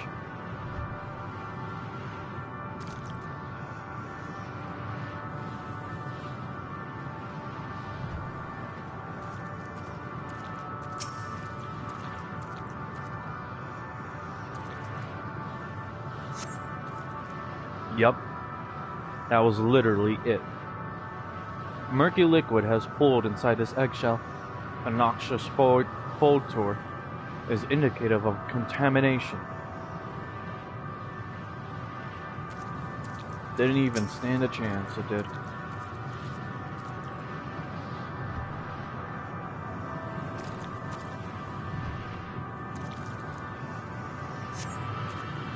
Gingerly lifting a large egg from the vicious mire.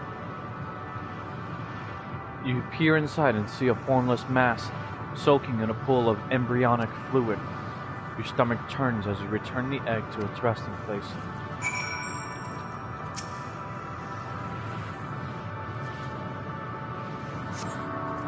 This egg appears to have been broken from the inside out. Perhaps a dragonette within succeeded in hatching. What's this? I thought all the eggs had been ruined. If this dragonette was indeed hatched, there is no sign of it here, or its sire, for that matter. We should look for them.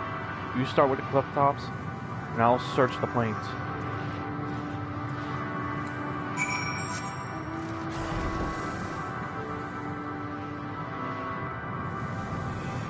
Remember, this is a memory of what had happened, of what was, and what had been.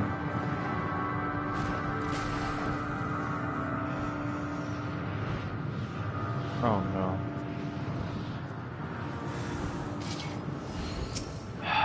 It's the Dragonet.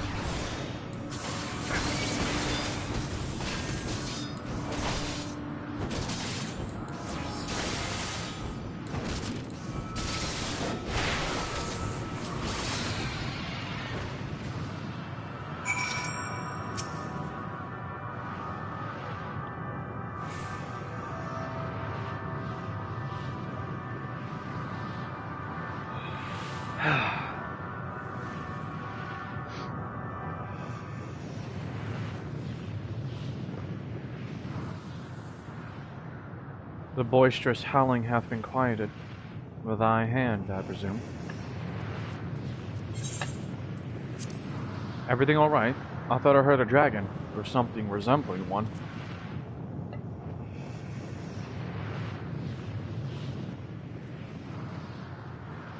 I see what happened here.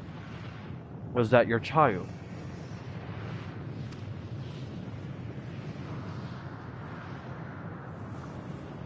One second.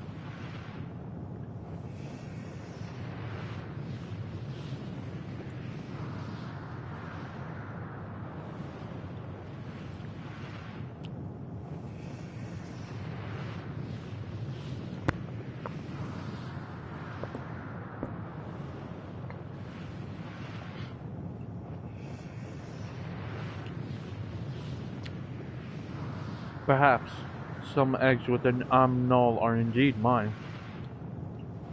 If life within one did quicken, the beast thou hast slain may be of my blood. Yet I do not recognize it, twisted and malformed as it is.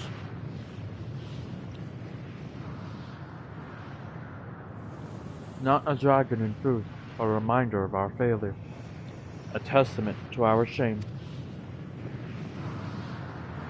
Explain.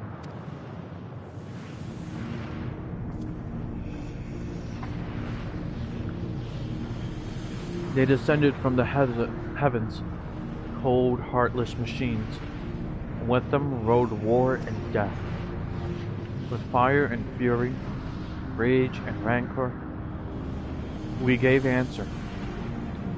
'Twas a long and bloody battle, but only the beginning.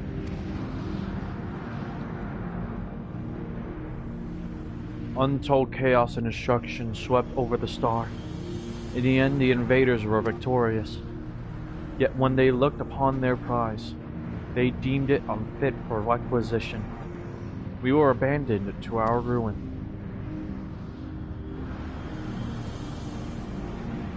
The survivors sought to put away their shame, to rebuild. A futile effort.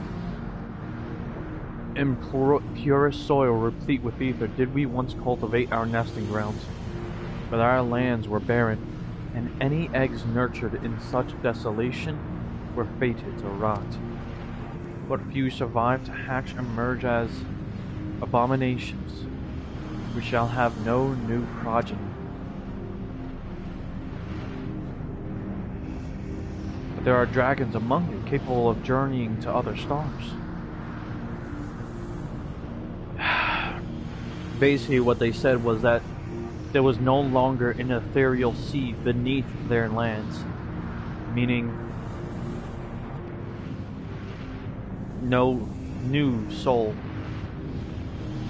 or rather, no clean soul was there to take possession of the body, to give life and meaning, to give rebirth.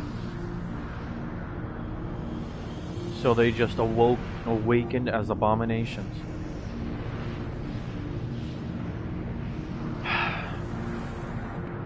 There are dragons among you capable of journeying to other stars.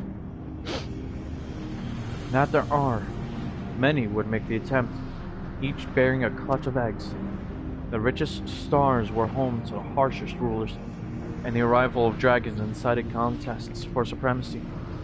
When the fires faded, the wars lost and won, They too were reduced to ash and waste. 'Tis the curse of those who seek life, to be drawn into conflict, to conquer or be conquered. A vicious cycle we now choose to break. We tire of conflict, of everything. We wait now in sweet, merciful silence, free from strife and suffering, still as stone. Wait? You claim your kind is doomed, but there is another star.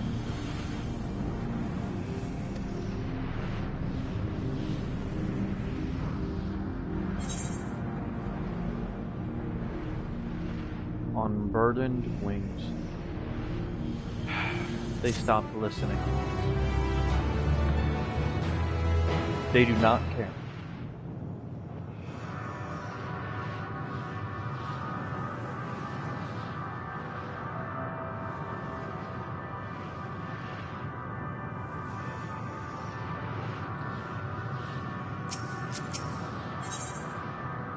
A test of will.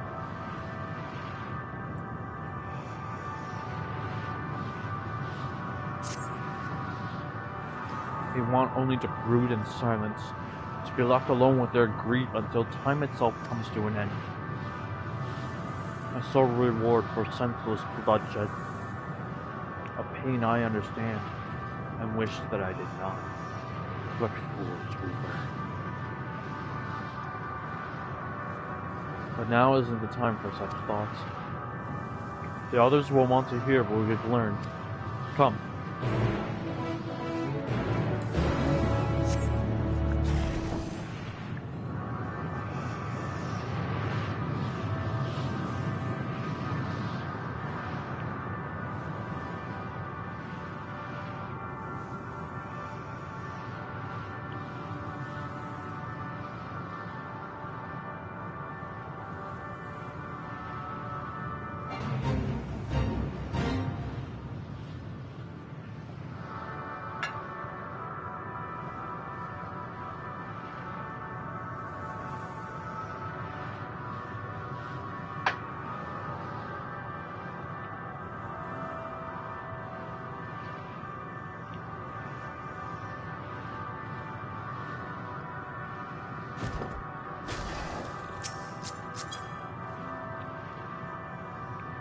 Were you able to establish any meaningful contact with the dragons?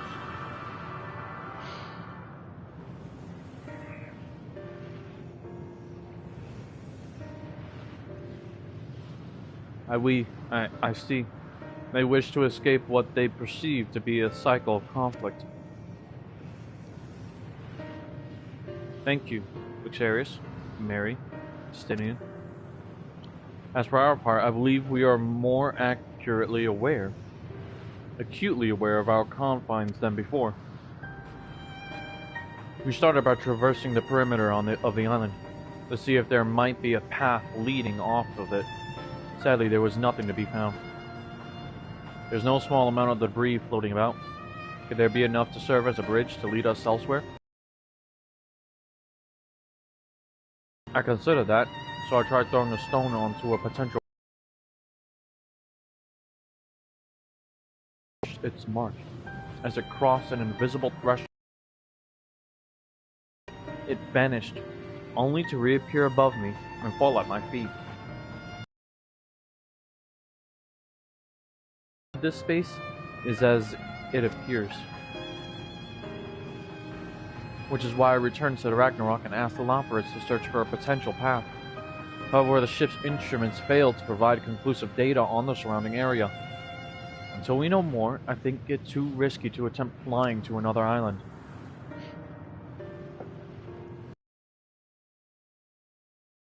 Now, emotions dictate reality here. Might be the key. But I'm not in a bridge to lead us to safety. So what you're saying is, we've no way forward. At present, if it is indeed emotion that governs this island, perhaps it is not meteons, but the dragons that hold us here. They tire of conflict and have chosen a path of oblivion to escape it. Or rather, they have chosen no path at all, meaning there is no way for the dragons, or anyone here on this island, to advance.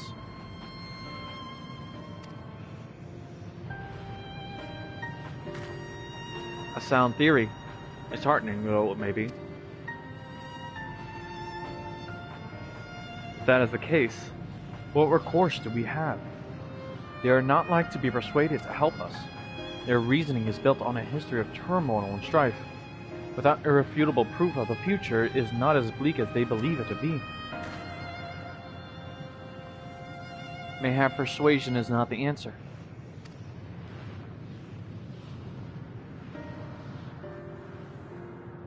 Meteon meant to unmake us then and there on the Ragnarok, and she would have succeeded if not for Thancred's determination. She conceded it was strong enough to overpower the despair that otherwise rules Ultima Thule. Reshape it to a degree. Perhaps it can be done again in like manner, by overpowering the prevailing emotions. 'Twas Ultima Thule's architect, Meteon herself, against whom Thancred did pit himself in a clash of wills. Though I marked no leader among them, as such, I did chance to encounter a dragon possessed of despair far more potent than most.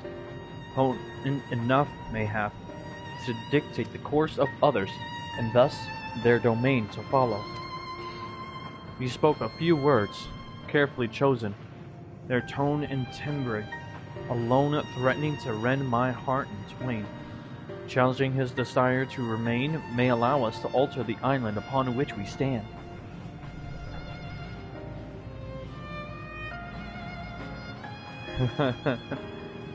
You would have become one of these shades, I feel. Alas, I fear my vaunted rhetoric availed me naught against his calcifying heart. Mayhap one of you will fare better.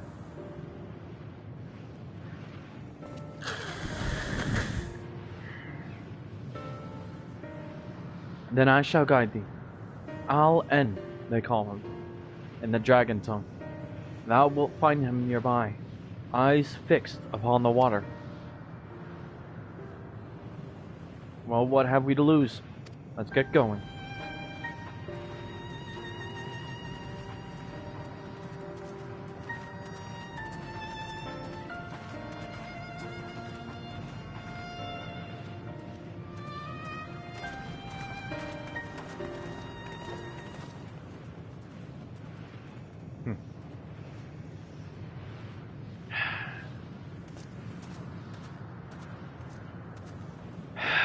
Damn it.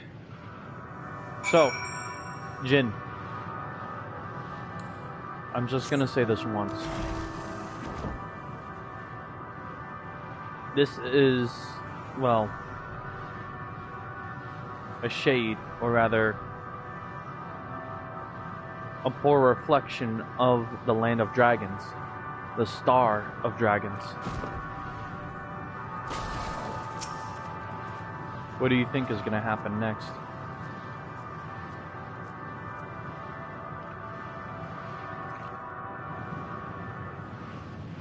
Just watch.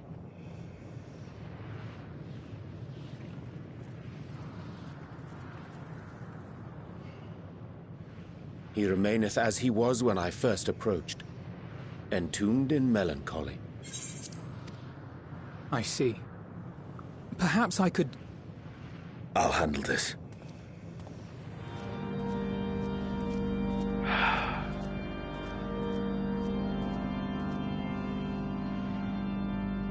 You know very well. Waiting to die like all the others, are you? Only a sinner can talk with them. Our pride is crushed and our souls corrupted. The winds are stilled and the heavens are for no comfort.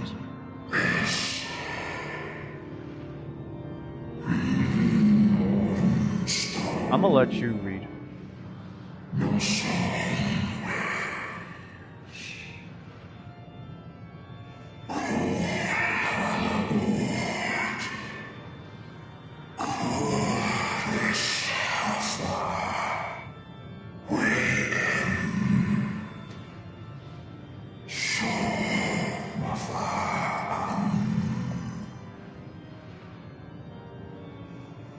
So you say. Yet your kind has found a new beginning on our star. One of you braved the Expanse, bearing with him a clutch of eggs. They and their children now rule our skies, their song heard by all.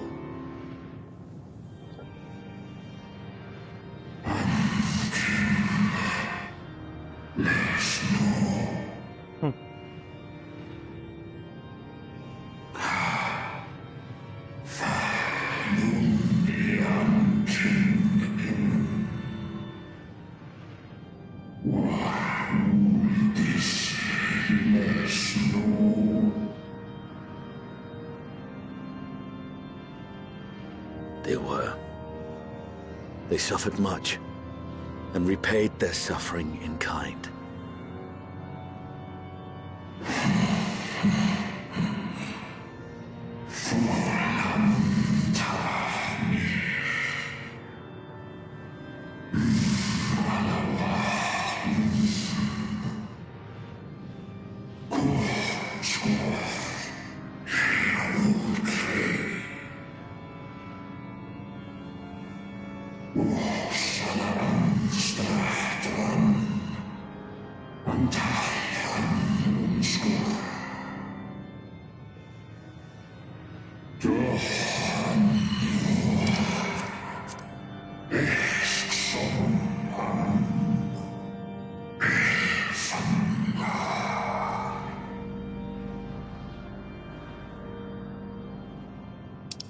Had your brethren made the selfsame choice, my family might still be alive. Yet lasting peace does not come to those who simply retreat from conflict. No, you must be willing to confront it, to stare into the face of your foe, and see yourself in him. Only then can you break the cycle of torment and tragedy. This lesson, a dear friend taught me at the risk of his life. There is no nobility in your penance. You wallow in self-pity. And after everything we've endured, we will not let you stop us.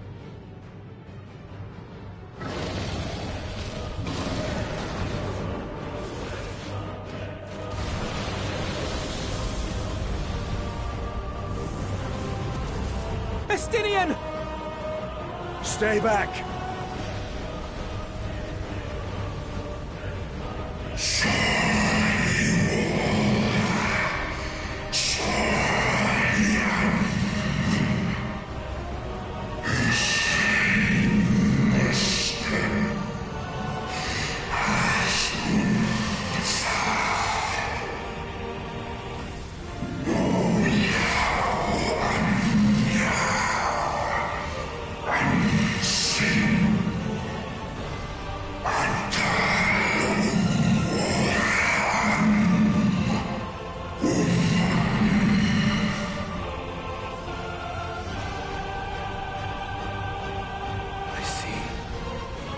Theirs is the emotion that bars our way.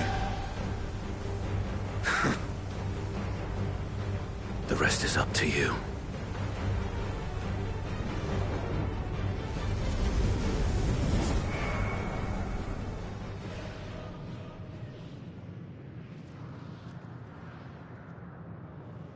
No!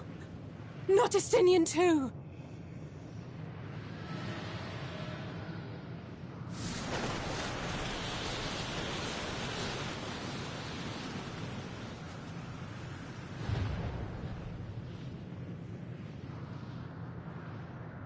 There's a wind.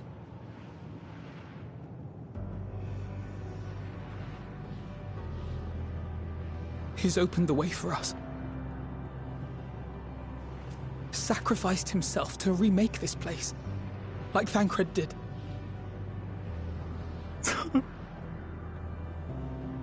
Oh, Alphino.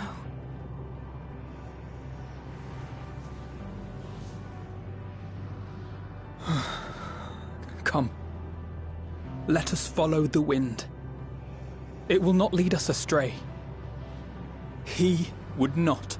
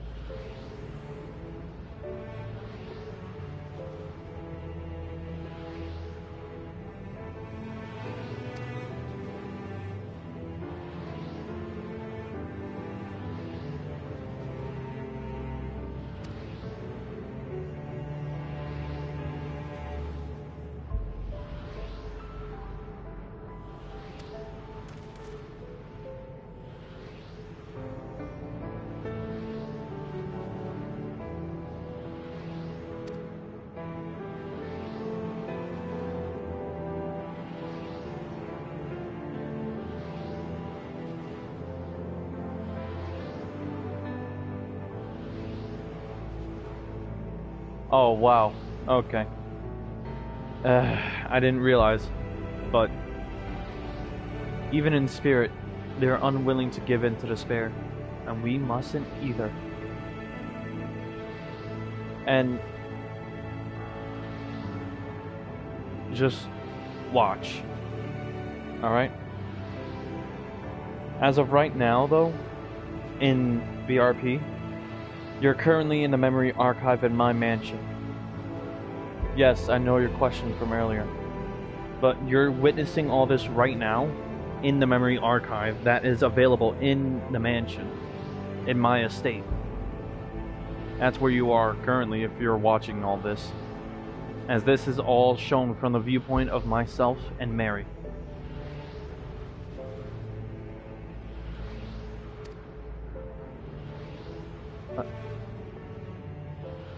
Alistair is right. We must press on, for their sake.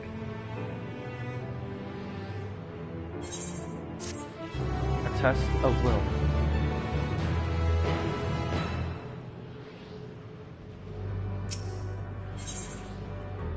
Roads paved in sacrifice. As your stolen Alistair said, we must continue.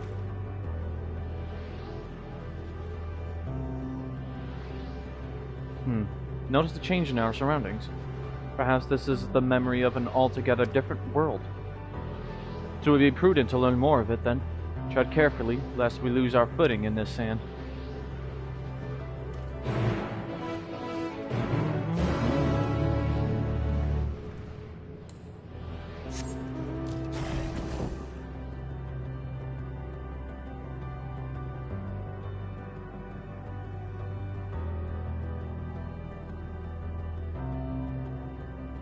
A drifting ear.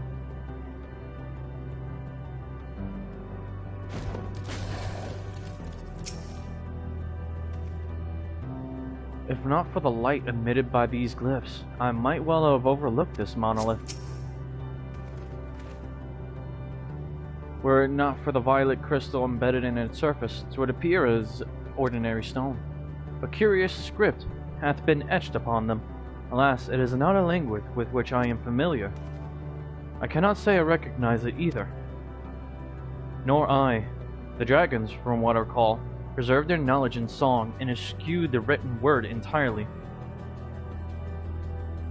Oh wow, that's cool. So we may assume this is the work of another race, one we have yet to encounter. Meteon claimed the dragon's world suffered a slow death, seeking the release of oblivion. What if life we find here, like as not, doth wend its way towards a similar end? What do you suppose that is over there? I'm not sure. It's hard to make out at this distance, but its surface seems to bear the same crystals as this monument. Meaning there's a chance we may find whoever built them both. We should go and have a look. Come on.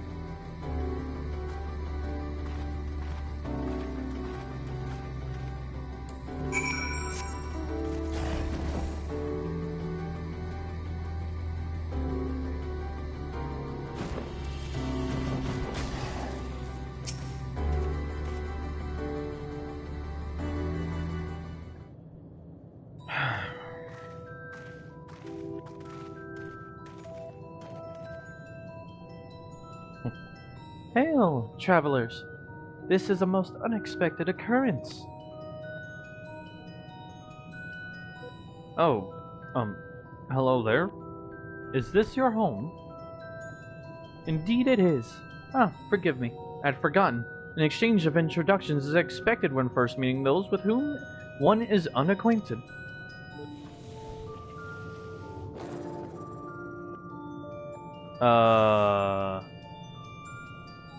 When the vibration of vocal folds was still required to convey our thoughts and intention, Ia, I believe, was the pronunciation used when referring to our people.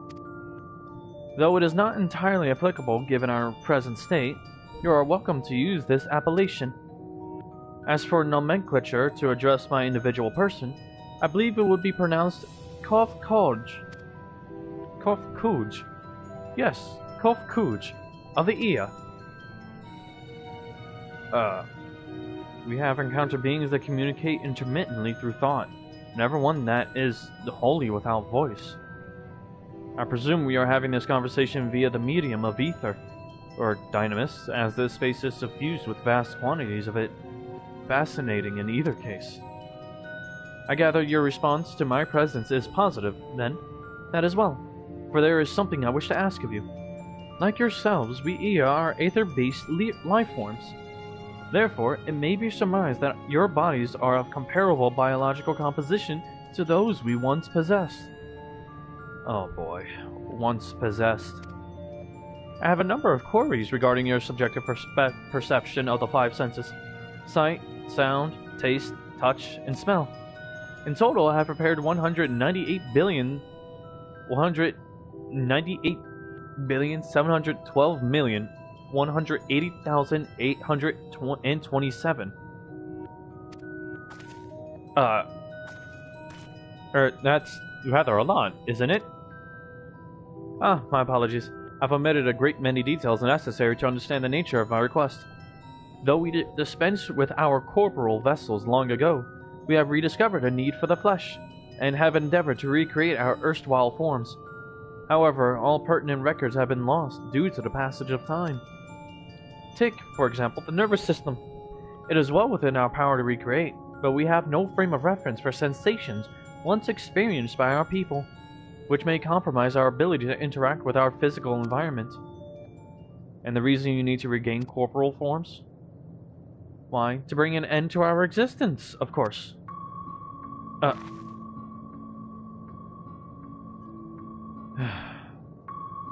Though need is perhaps too strong a word. It would be a simple matter to unmake ourselves through use of etheric exsanguinators, but such a death seems inadequate. To the traditionalists among us believe proper death requires an inescapable sense of impermanence in one's final moments, an experience found only with bodies of flesh. Just keep watching.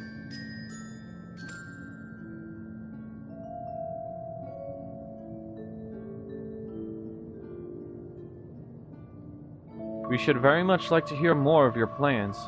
In exchange, we will answer any questions you have, to the best of our ability. Such an exchange of information would indeed prove useful. Very well.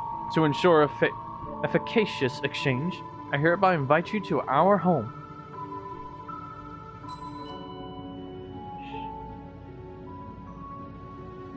No, you're not wrong. Yes, the abode of the Ia, where we traditionalists prepare for our demise. I presume your consent to answer questions is indicative of a tacit approval of our plans, in which case, your cooperation is greatly appreciated. I must caution you, however, to be mindful of the Ia wandering the desert. Their desires for bodies of flesh would be described as overzealous. Now, if you would follow me. Meaning they wish to kill us and then use our bodies for themselves. This is going rather smoothly, not that I'm complaining, mind. Even so, we mustn't forget their aim is oblivion, much like the dragons. Though I fail to see why civilizations so seemingly advanced would choose to unmake all they have created. At any rate, we will find no answers dallying here. Let us be on our way.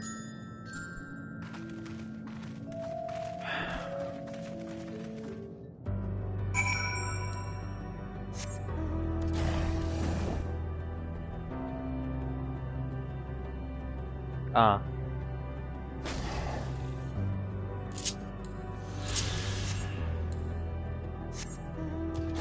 Luminion. A luminous minion.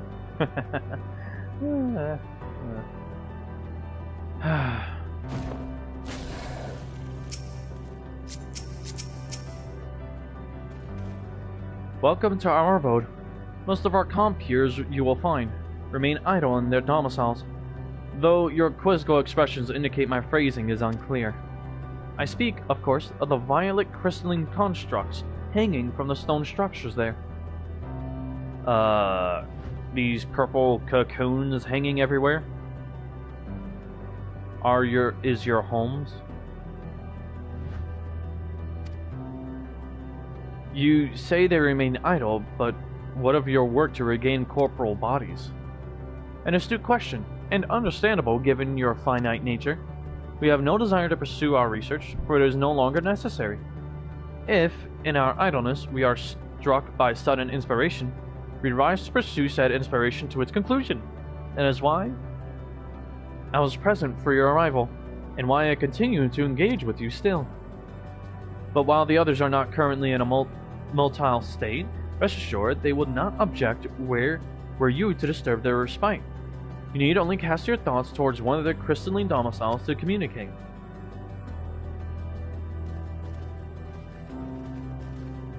Oh boy.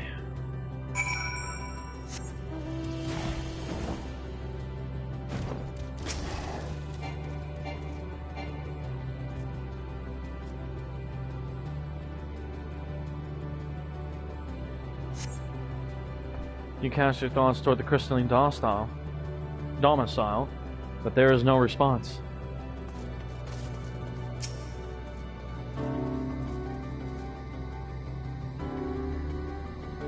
Okay.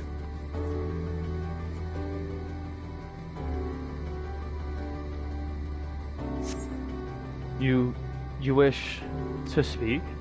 Very well. Pray, a moment, if you would.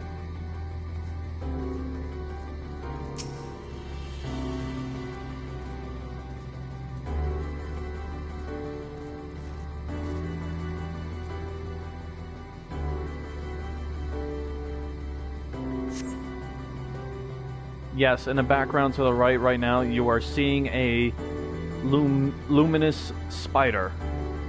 Why we seek our... I'll tell you. Just a moment. I must remember, what form did I take when last I emerged?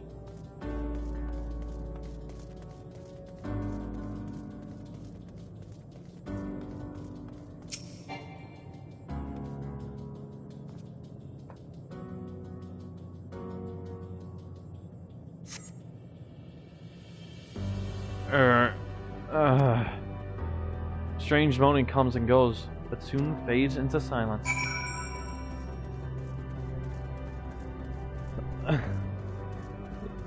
A glowing spot.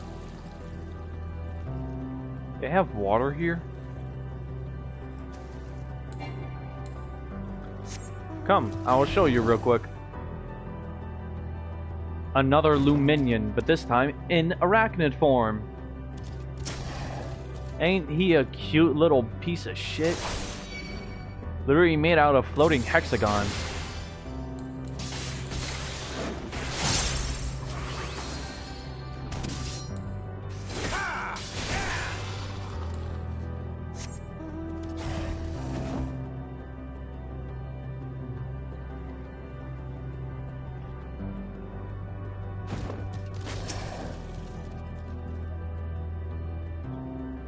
Did your inquiries yield satisfactory responses? I see. If they fail to answer, then it is likely because their minds have unraveled due to prolonged idleness.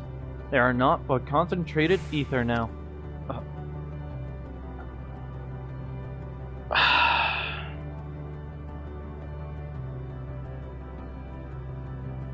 So they died while waiting. Literally just waiting for their death.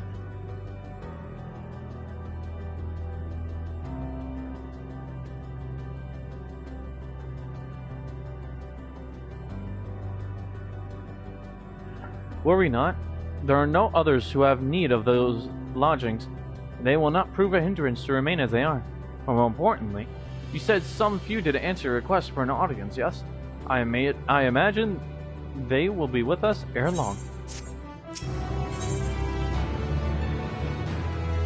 Flesh abandoned.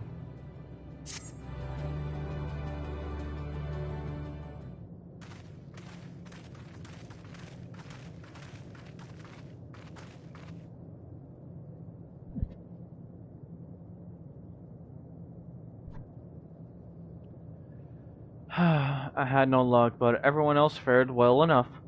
Quite a few Ea have awakened. Ah, there they are. Oh, for crying out loud. We can't even tell them apart. Oh, shit. May I introduce you to Lalak, Dudek, and Nanij? What the fuck are these names, bro? It has been too long, Kof-Kaj. Well, Kof-Kuj. I dare say, Sadir 4 has since completed an orbit. Indeed, until the travelers brought it to my attention, I hadn't noticed how unraveled some had become. Travelers? Ah, of course. Of course. The ones who wish to know why we seek to regain corporal forms. The truth of the matter is as plain to see as the neighboring systems, but my single account would fail to satisfy the requirement for scientific objectivity. Thus did I bid them awaken you. Am I the only one who struggles to tell who is speaking? He is not the only one. Okay, I remember now. Literally through all of this, I could not understand I could not tell who the fuck was speaking. And because they look so similar. Literally, I could not tell who's who anymore when they got together like this. The moment they all bunched up into this group of 4, I already lost track of Kof-Kaj. Nay, thou art not, in the absence of corporal forms and the divergence they afford. Mayhap such similarity in voice is unavoidable. Oh, and their voices are all the same. By the way, Cough Courage, have you already observed the requisite custom for the travelers? That which one is expected to do when receiving guests? A matter of proper form. Lol.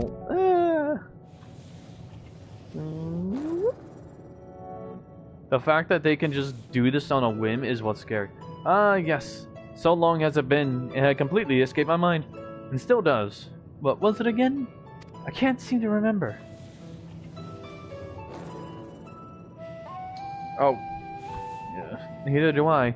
Pity. I was hoping you would. Perhaps we can search the archives for the answer.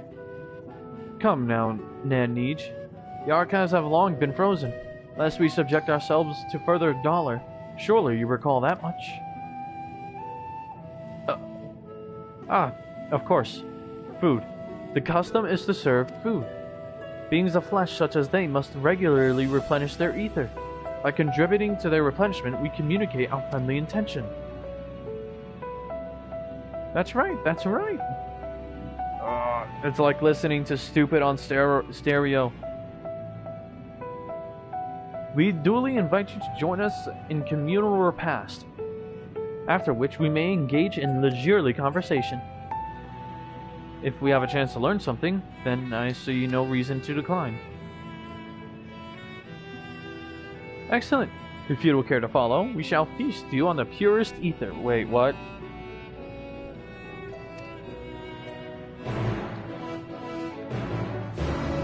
Wait. What the hell do they mean, feast us on the purest ether? I'm afraid to know precisely what the fuck they're talking about.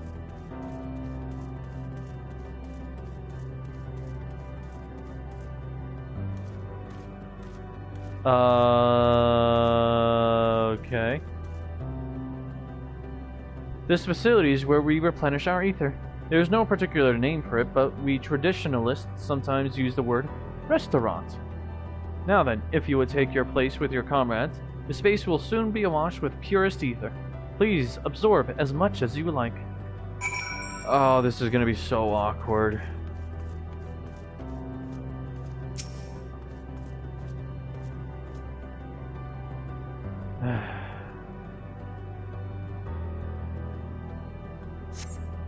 You brace yourself for a rush of sweet, sweet ether, but nothing seems to happen.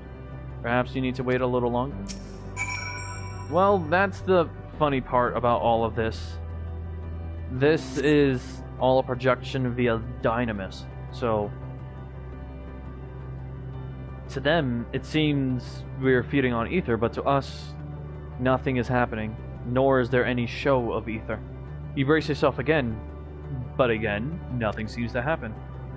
Just as I suspected, as meticulously as one might recreate the Ea's home world, this is Ultima Thule.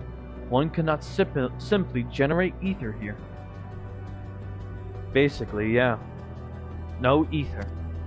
As recreations, our friends are oblivious to this fact, to the very truth of their existence, much like the phantoms of the recreated Amarant. However appearances may seem, we must ever be mindful that it is the memories of the dead with whom we deal.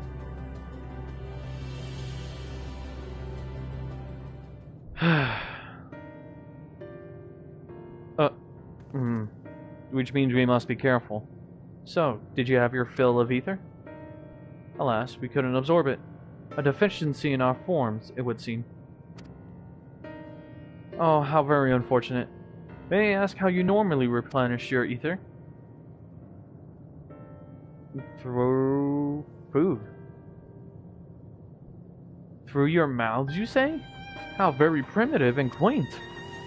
To think that their mouths serve not only to expel sound, but draw in sustenance besides. Such life forms have long since vanished from our systems.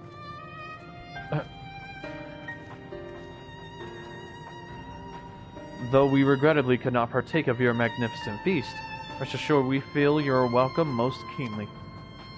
In the course of acquainting ourselves with your sophisticated ways, however, we cannot fail but wonder, wherefore do you wish to obtain vessels of flesh and thence to vanish? Will you not favor us with an explanation? You flesh and blood beings are always so hasty. It does have its charm, however. Very well, we shall indulge you. In the beginning, when the Aya yet possessed corporal bodies, our ancestors dedicated themselves to the pursuit of knowledge and technological advancement. By transcending all limitations, we believed we would eliminate sorrow and abide in true happiness. From the tangible such as land to the intangible such as labor, there exist myriad hindrances to progress, but the most confining of all was the flesh itself. Our natural lifespan was distressingly middling, you see, too short to enjoy unhurried lives, yet too long to be considered disposable. Furthermore, to simply maintain the integrity of our bodies demanded considerable resources. But we managed to solve this problem. After long years, we discovered how to become non-corporal entities with everlasting lives, untroubled by the failures of the flesh.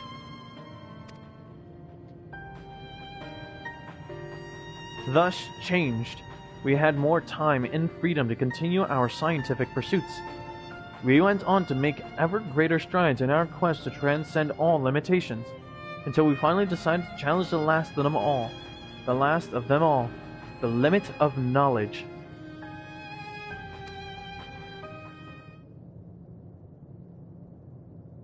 That is to say, deciphering the laws of creation. We sought to discover how the universe came into being, and explain all extant phenomena, and thence predict the future. If we could but achieve this, we believe that we would be free from uncertainty and anxiety.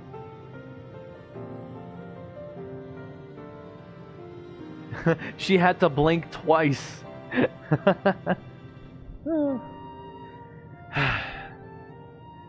And did you find the answers you sought?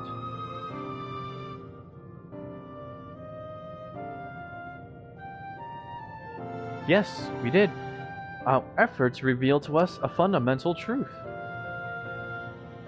Knowledge of said truth is essential for the continuation of our conversation.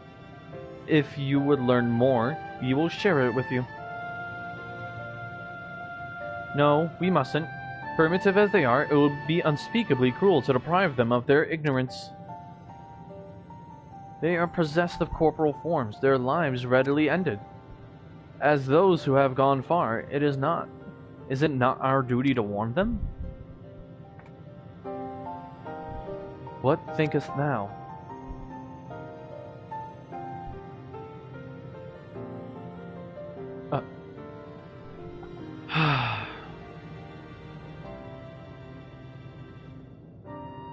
Yes, she did. We have deliberated and come to a consensus.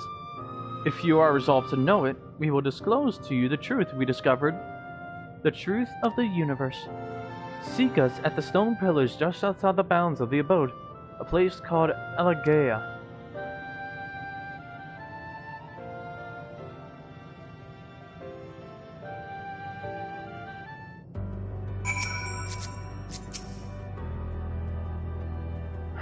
A fundamental truth. We will hear it, of course. Let us learn what has led such an enlightened people to this indolent end.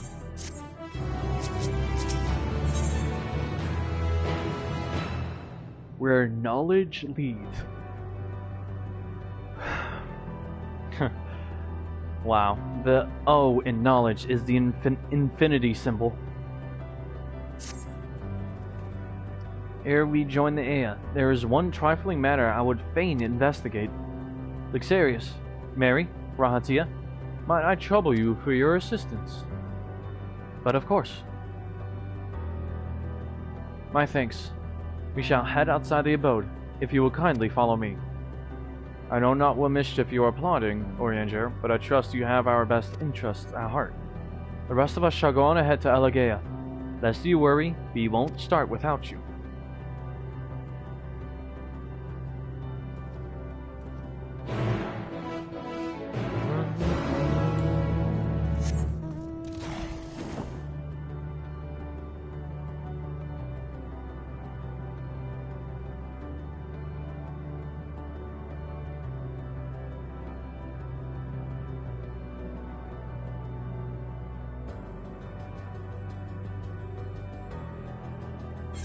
This is very quite far.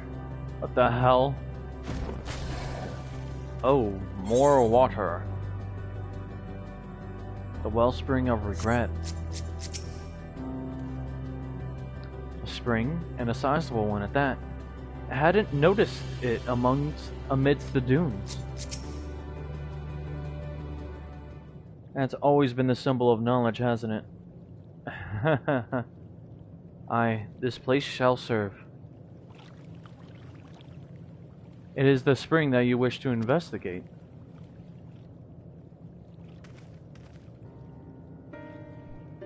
Pray forgive me, my friends, but there is naught to investigate. 'Twas but a pretense to speak in private. Do you have our undivided attention?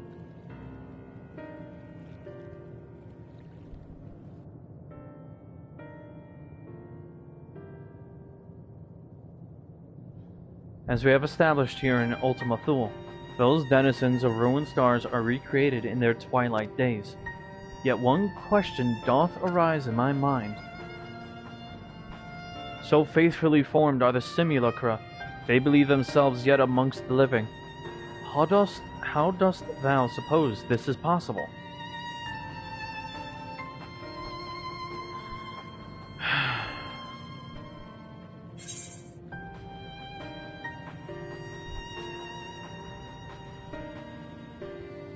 Meteion has taken their hearts unto herself.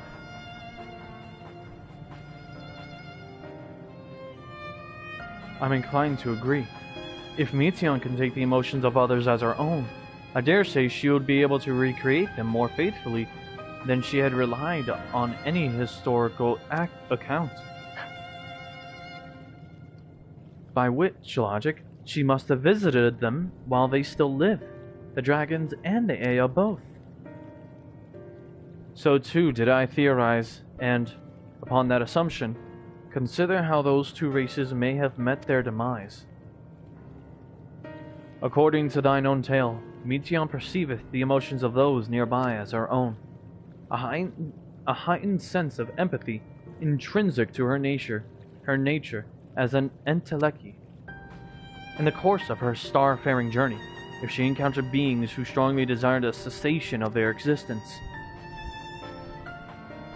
she would be powerless before that desire.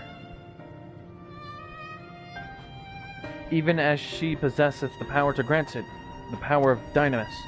'Tis my supposition that, overwhelmed by their longing for death, Meteion did unleash Dynamis and ushered the dragons and Ea unto their doom.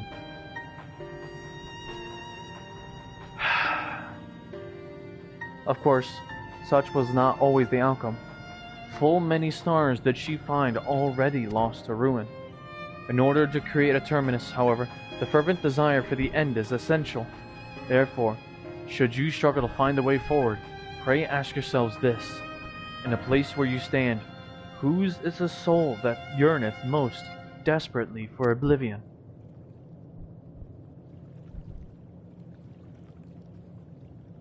Why do you tell us this now?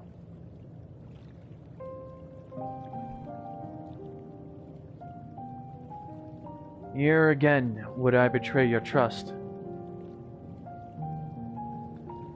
This pledge I did make to my comrades, and bringing thee into my confidence, I will remain true to my word.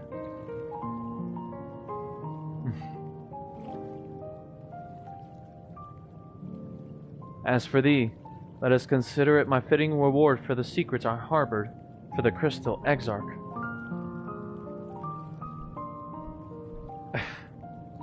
I once placed my faith in thy chosen path, walking at thy side, full knowing that we were bound for thy demise. I ask now that thou returnest the favor, and abide in faith as I fulfill mine own destiny.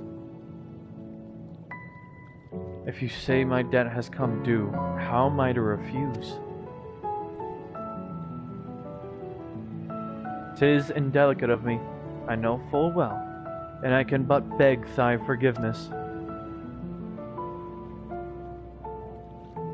Yet, even if I must needs to go to such lengths. I cannot well feign ignorance of the answer I have found within. The answer to the question, in what moment might I stand strongest?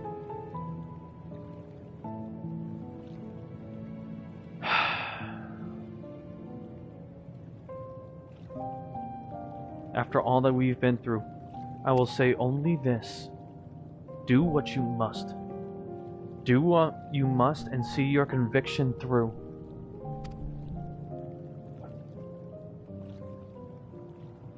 I shall, my friend. I shall.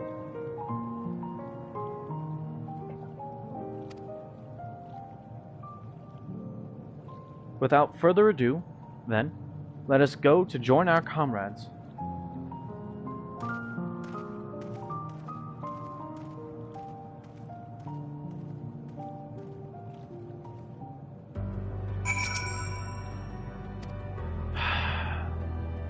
Let us be off, too, to Elegai.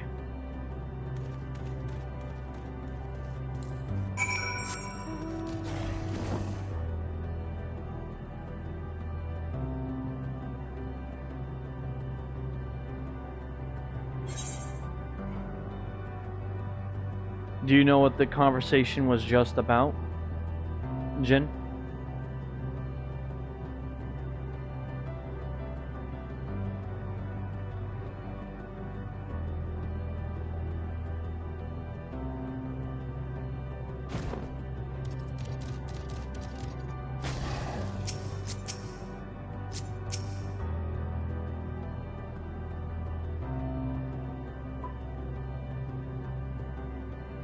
Yep.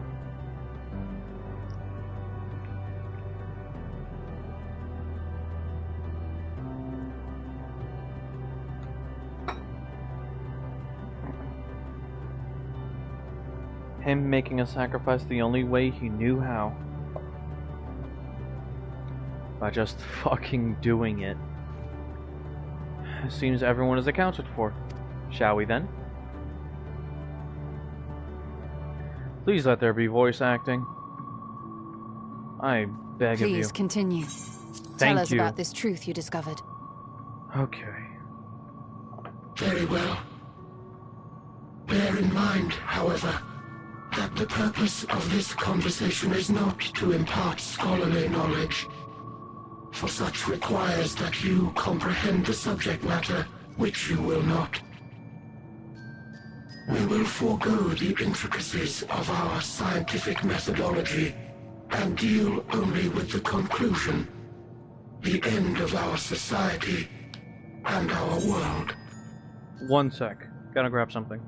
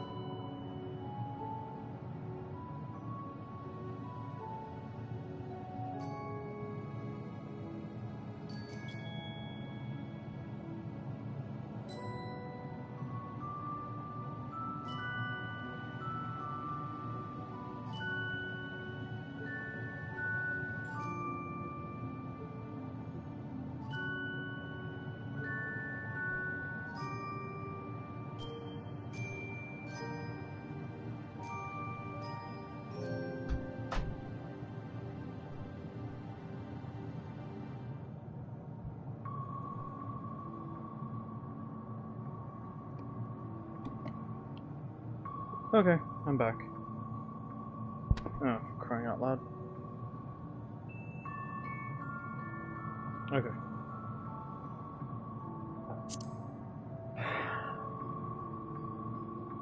We acknowledge, with regret, that your star is in the midst of the same panic-induced cataclysm that befell Deneb 3. As such, in order to avoid causing undue distress We will refrain from explicitly stating how much time you have remaining. You are entirely too kind. I pray you recount your tale as you see fit.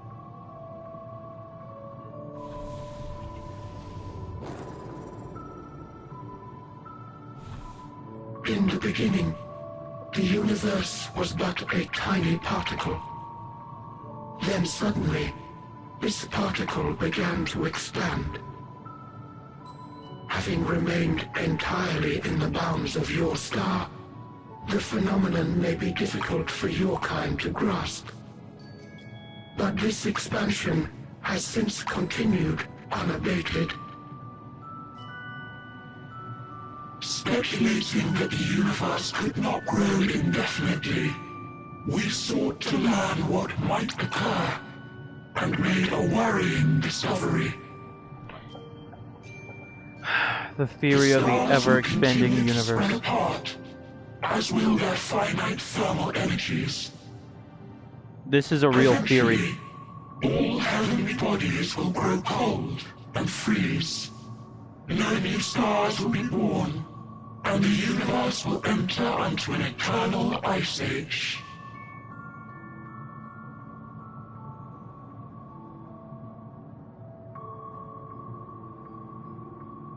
In hopes of proving that this determination was erroneous, we scrutinized our research from all angles, even as we sought to avert the everlasting winter.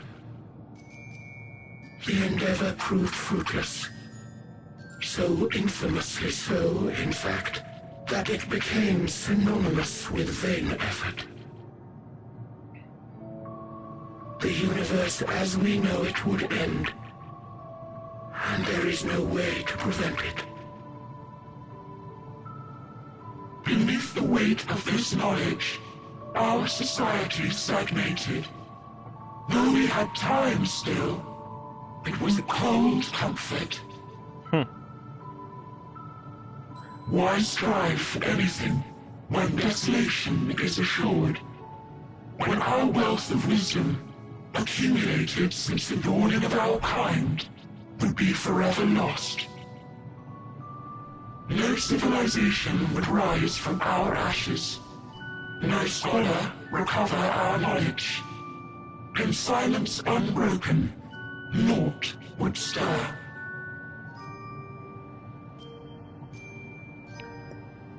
Intellect was once our pride. Overnight, it became our shame. Our works, monuments to futility. Immortality, our greatest invention, became a source of suffering. Rather than suffer on, many chose to unmake themselves by means of etheric exsanguinators.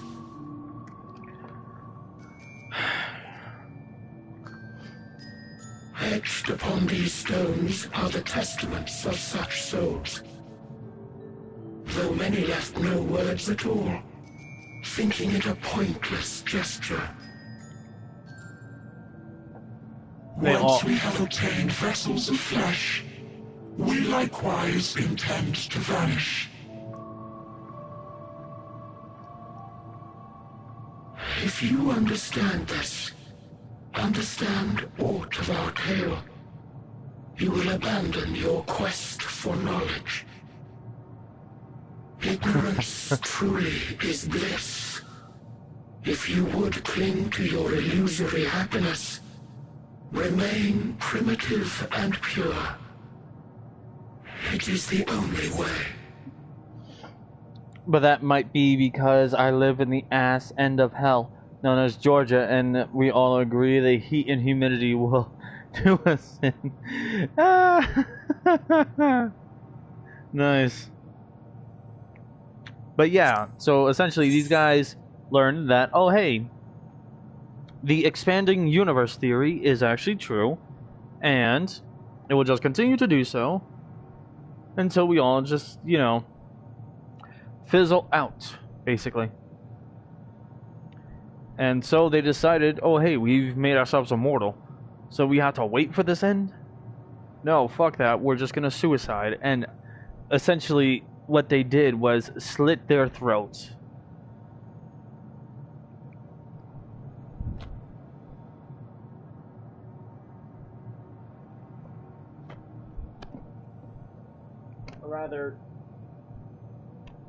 Or rather, they put off the equivalent of doing that.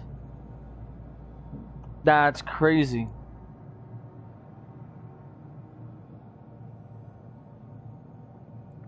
I mean, in the end, it doesn't matter. Whether I live long enough to see it, to witness it, and to die to it, all that matters is that we still lived our life the way we wanted to. Because for one, fuck the natural way of life and just follow the laws. Just follow what we can, believe what we can,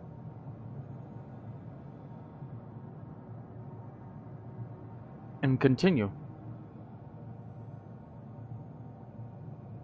Just continue to exist.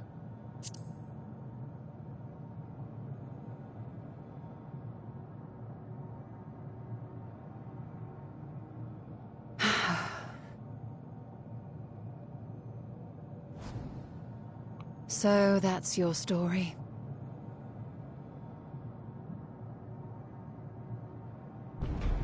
While I appreciate your advice, I will not heed it. Convinced though you may be of this truth, it is yours and not mine. Indeed, truth, I have ever believed, is in the eye of the beholder. Are you suggesting that we have reached a faulty conclusion? That our science failed us? Hardly. As you yourself said, the subject matter is beyond my comprehension. And that, I accept, is true. I do not possess the knowledge to prove or disprove your conclusion. In my mortal years, I doubt I could even approach the wisdom of the Air. But of one thing am I absolutely certain. I would not be happier in ignorance. Y'shtola, no! You mustn't! Even I knew what Y'shtola was doing. The most important lesson I've learned is that learning isn't simply passing one's eyes over words. Nay, 'tis when understood for oneself that knowledge attains its true value. This is what has sustained me, driven me onward in joy and wonder, in anger and sorrow.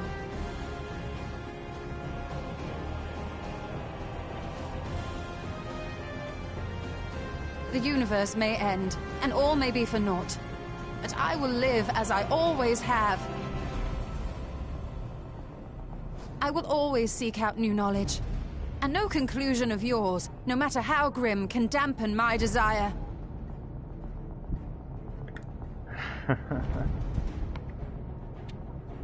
I suppose it is only to be expected.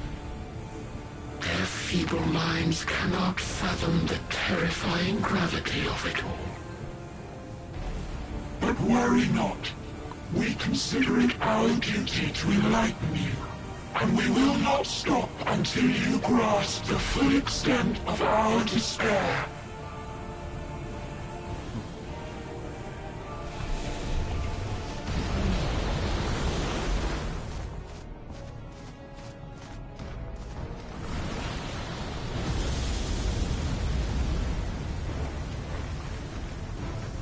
Keep calm and listen well.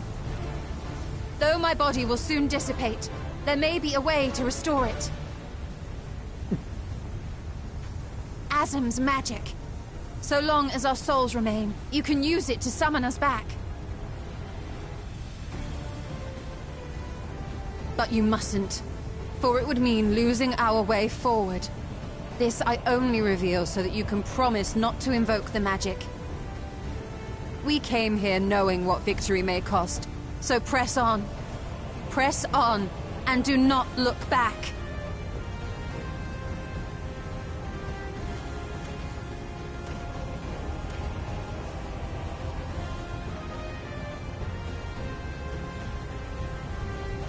I shall join thee. As subterfuge is not required, thou shalt not suffer for mine absence. Riange. My resolve hath never been as strong as thine. Full oft have I wavered in my decisions, and afterwards been stricken with regret. In spite of this, I may still stand with my comrades, supporting them as they attempt the greatest of feats. This truth I have learned in the course of our journey. And many though my shortcomings may be, I may also claim to excel in prophecies. My studies, into which have granted me the flexibility of mind needed to bend this malleable reality.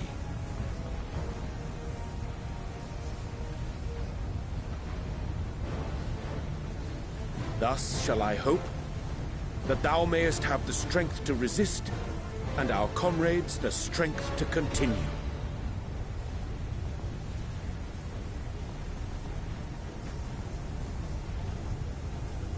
With you to urge us on, how could we possibly fail? Stola, I will come back for you.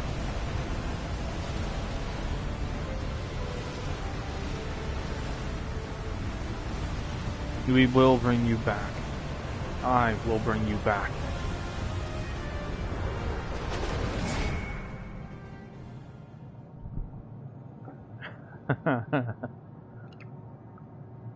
Because I legit saw her die in front of me. I've already seen it once. Now you understand. What's this? An extinguished civilization. Rekindled.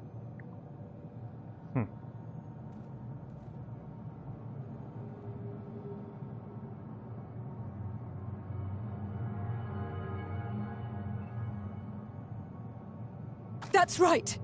Our quest doesn't end here. We'll press on, and we will find you.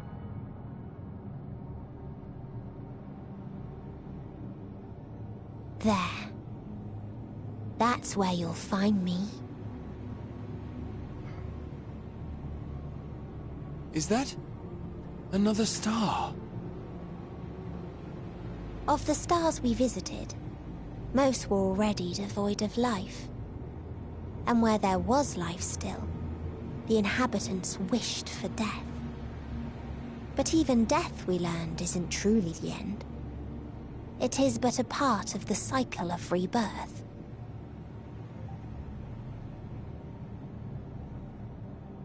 Souls return to the star, or in its absence, a larger flow. And eventually they are reborn. Alive again, to know suffering anew.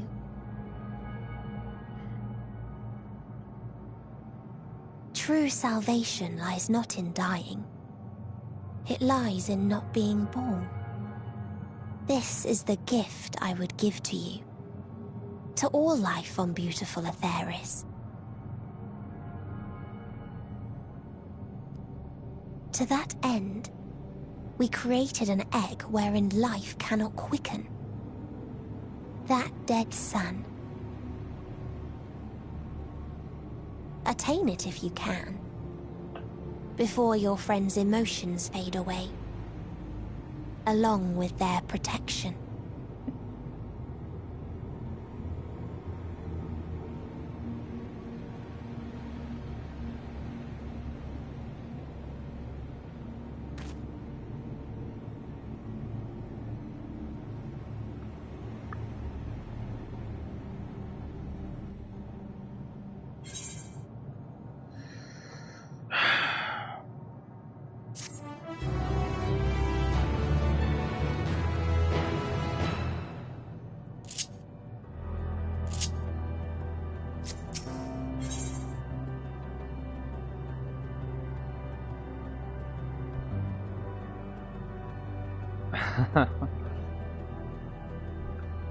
To be honest, when I first saw this and it said victory lost, everything else in between, I read it as victory is not yet lost.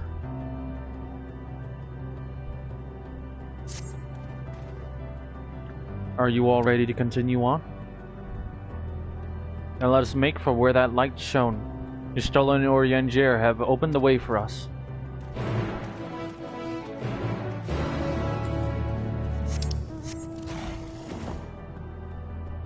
Oh, and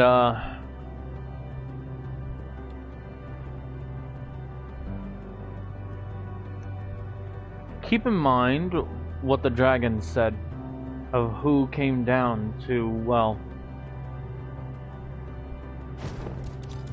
their description of who came upon them in war and blood.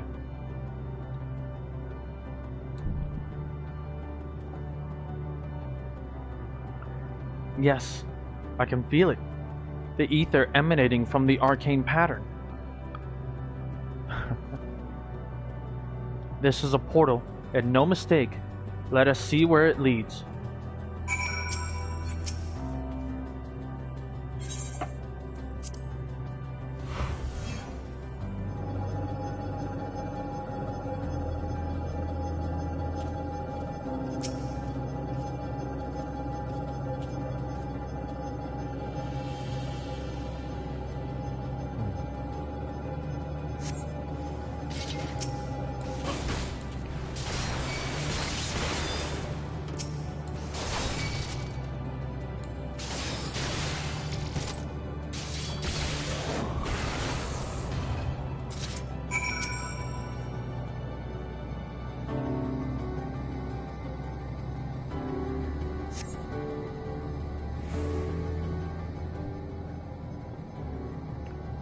I'll say nothing more.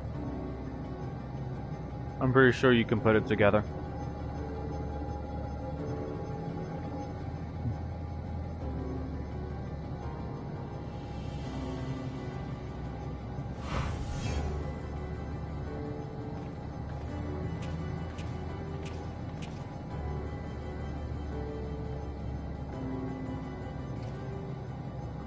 Amazing. Yet another civilization. Attacked as soon as you arrived. Not the most welcoming of places, is it? We must try to find the denizens who are amenable to the conversation. We should also get the lay of the land, see how far we can go. I'll help Alpha know with that. In the meantime, you and Graha can search for friendlier folk. Apart from hostile beings, take care with your footing. I mislike the look of this terrain. Not knowing what the locals are like, you'd best take care yourselves. We'll find you once we've finished exploring.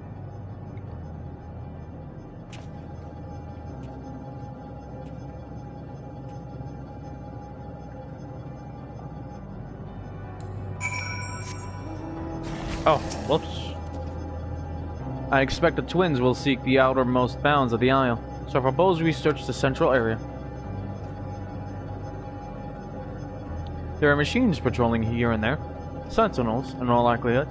Like those you encountered, they will most certainly attack any who venture too close. So let us avoid them and look for others that appear more approachable. Damn it, wrong one. Oh, wow.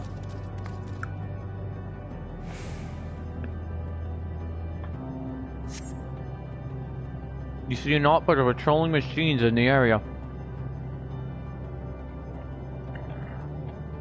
They do not seem inclined to non-violent intercourse.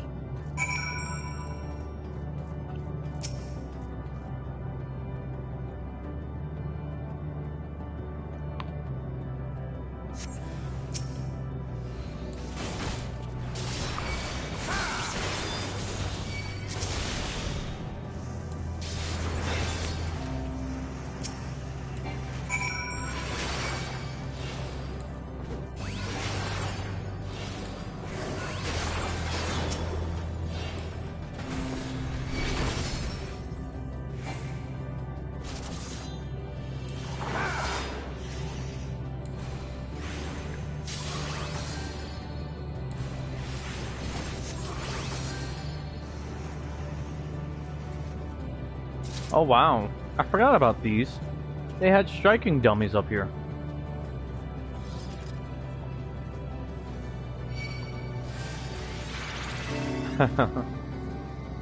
I wouldn't exactly call it Magitech now.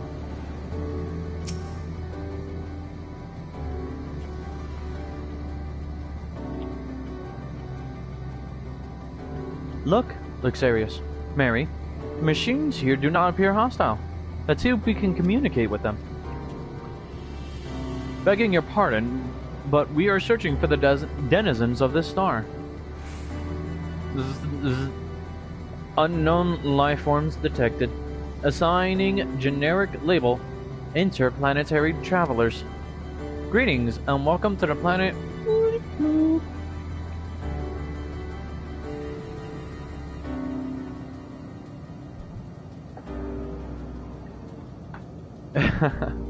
Well, that's because you're using the wrong name.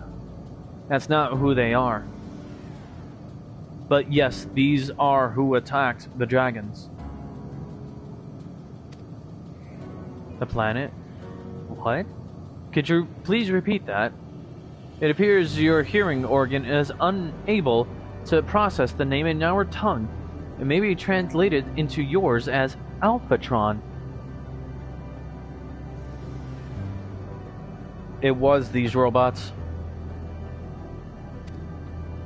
Our people, meanwhile, are called the Omicrons, and you stand within one of our outposts. The Omicrons, you say? And what is it that you do here? We are preparing for war. As we presently do not have a designated target, you have nothing to fear. Should your star become designated, however, you will be taken into custody and or terminated. Not a little frightening, these Omicrons, but at least they seem to be forthright. I will see what else I can learn from this fellow, if you could try speaking with the others.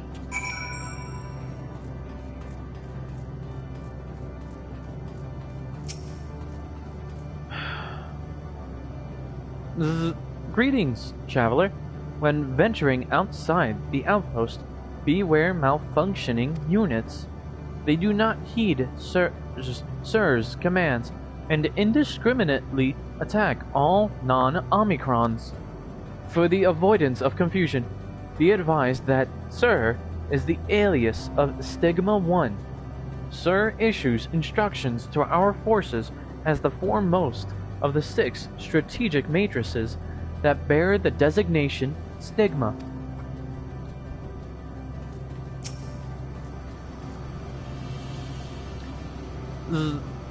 Measuring combat capability. Result: negligible. Subject falls outside targeting parameters. Greetings, traveler.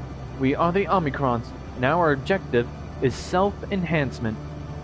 In order to achieve this, we venture forth in conquest to acquire combat data and resources. Most recently, we succeeded in subjugating the homeworld of the beings whose strength was said to be without parallel, the dragons. Yet, though the endeavor yielded a wealth of combat data, the star was rendered barren and unable to yield resources.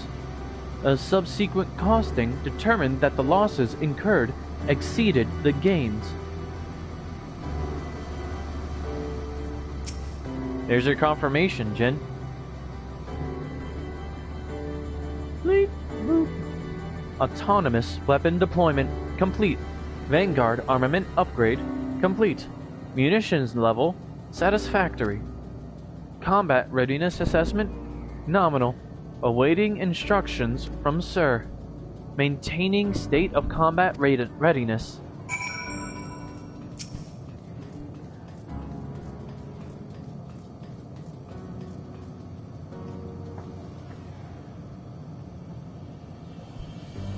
You learned a few things.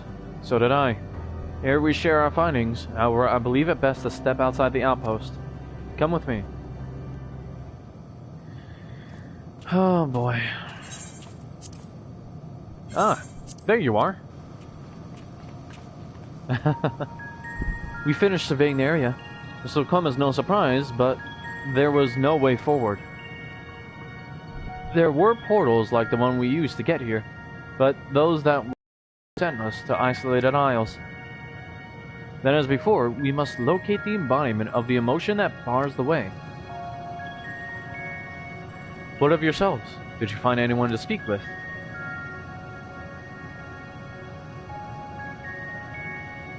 We found people called Omicrons.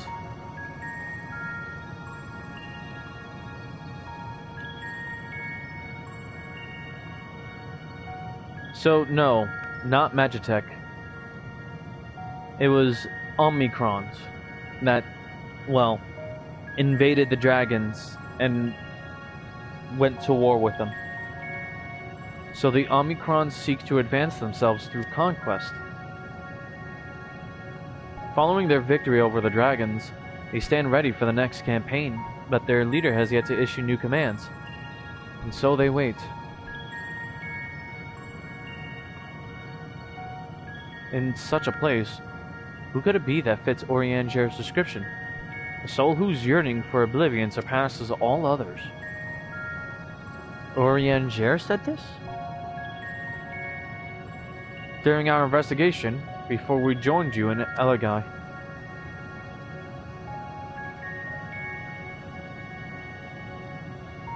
So that's the way of it. Why couldn't he just say it to all of us?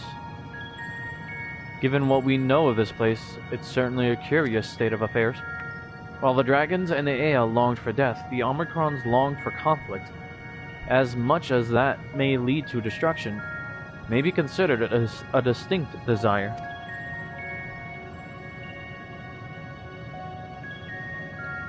In order to find the source of the dominant emotion, I believe we should seek out their leader. This, sir. According to M032, the first Omicron with whom we spoke, there is a console by which we might communicate with it. M032 also added that it would be a pointless exercise, but that in itself, I believe, is worth investigating. What say you?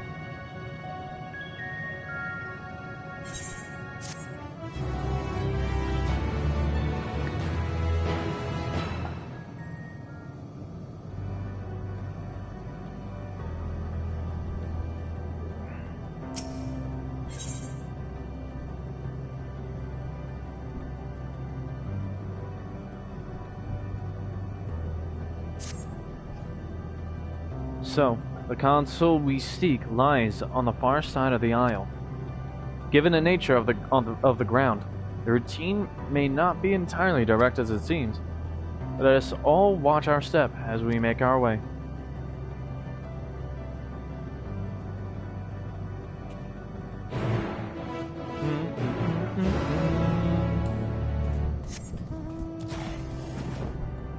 Of course, I can just fly there.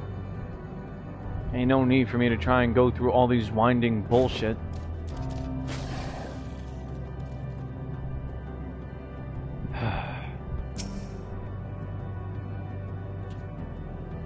This appears to be the console,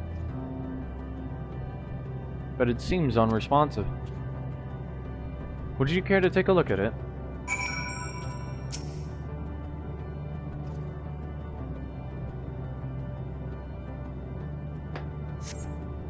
You try touching, smacking, and attuning with the console, but there is no response. No luck, I see. But there must be a way to activate it. There must.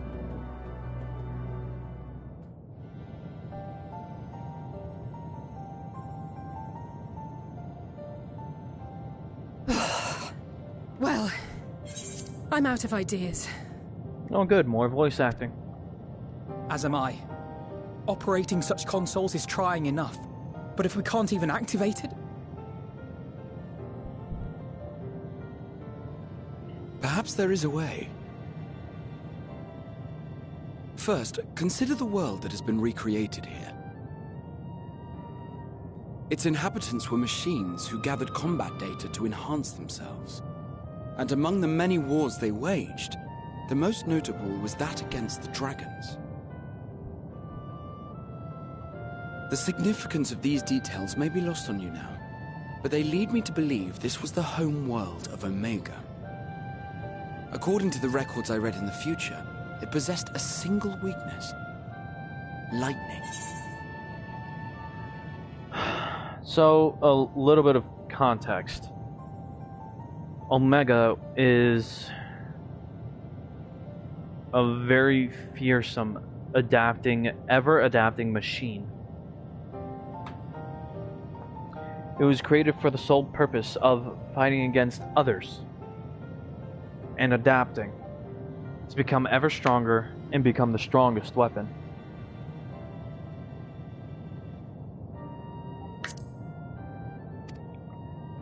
That's all well and good, but what does that... Wait. You're not thinking to strike the console with lightning, are you? As a matter of fact, I am. Ask yourselves this. Why would an entity as puissant as Omega not be designed to suppress the effects of lightning? Because it relies upon it, or something akin to it, as a source of energy. My thoughts exactly. And there is a good chance the same is true of the Omicrons and their devices.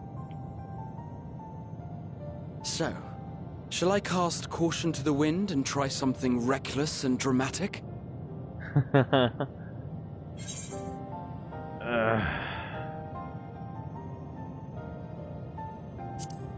Yes, I have. Very well. Here I go.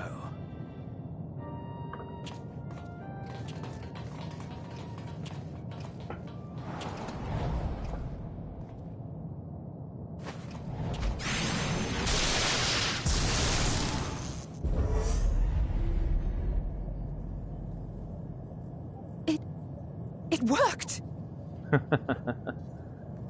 Well. And guess what it does? Movement information to communications module 1. Connection established. Transmission. Strategic Matrix Signal 1 now online. As the primary strategic matrix, you may address me as Sir. Well. It was offline this whole time. None found. All units, please maintain current state. End transmission. Closing connection. Wait! We have questions for you! Of late, no mission orders have been issued. Why not? Has there been some manner of trouble? Reply. The Extended Operations Unit is yet to determine guidelines for future assignments. All strategies are calculated, devised, and actioned in accordance with said guidelines. In the interim, all citizens are directed to maintain a state of combat readiness. End reply. Awaiting query.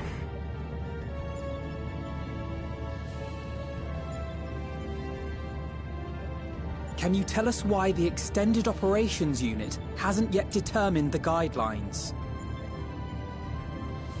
Unable to comply. Information unavailable or access restricted. In that case, is it possible for us to communicate directly with the unit? Access denied. Unable to establish connection. Is there anything you can tell us?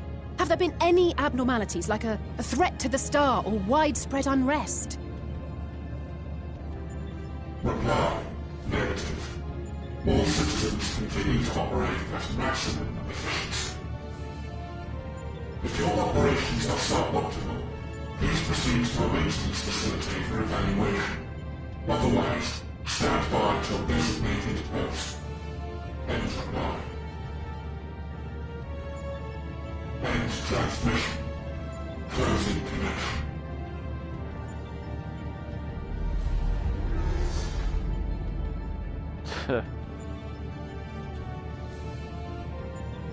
I could activate it again, but I doubt it would be productive. What do you think? If all the Omicrons really were running as efficiently as it claimed, then I doubt they were hoping for life here to end. As this Sir told us, there just haven't been any new instructions, and everyone is standing by. Should be standing by at any rate. If there are those that are neglecting their duties, perhaps we can glean a clue from them. I propose we take another look around, and also try to find the operations unit.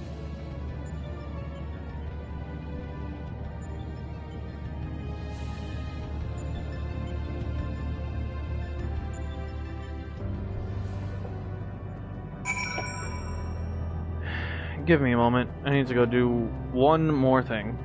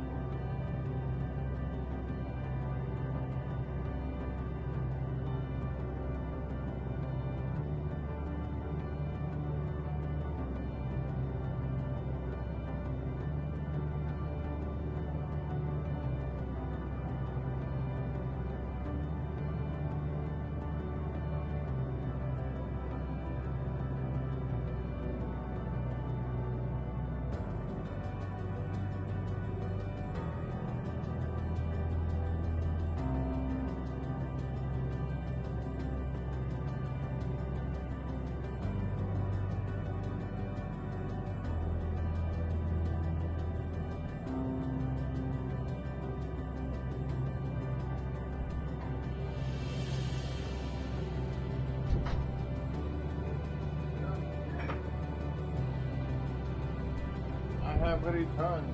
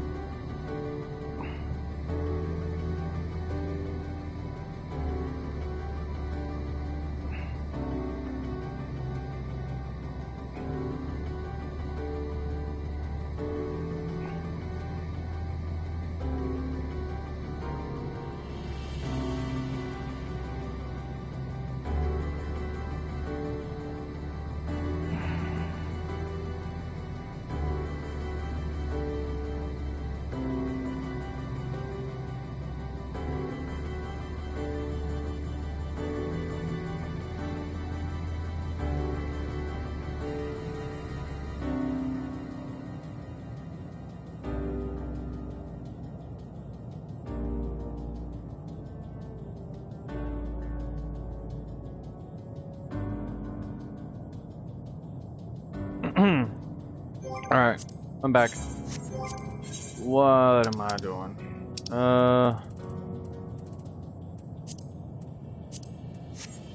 Okay. Right.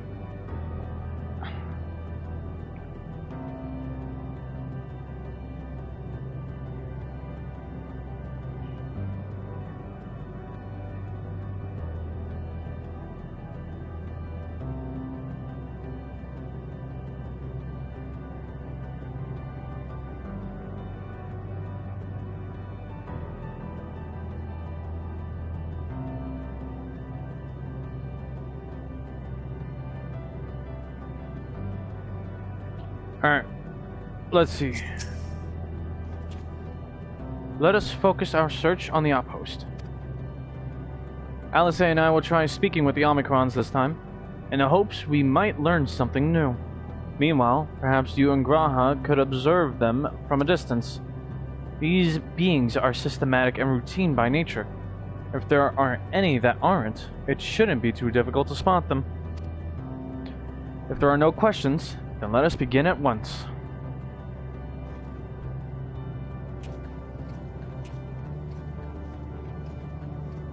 As we came this way, I believe I spied a promising vantage point.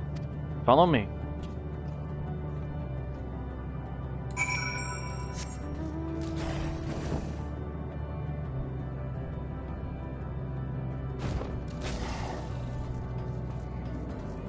Oh wow, and we're even in a shadow right now.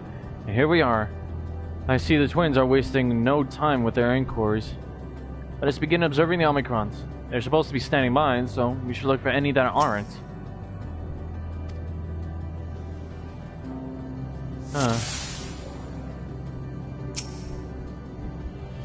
The Omicron is speaking with the Alpha now, though you can't hear the conversation. All appears otherwise normal.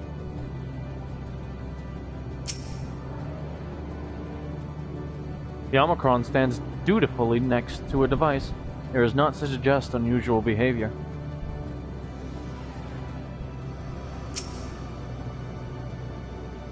Oh, whoa.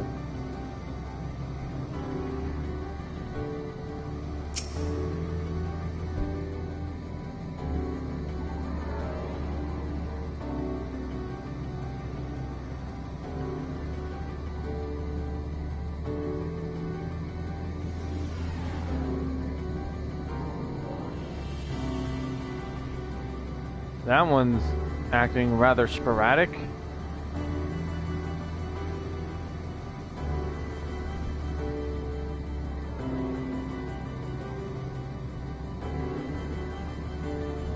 Yeah, I just did.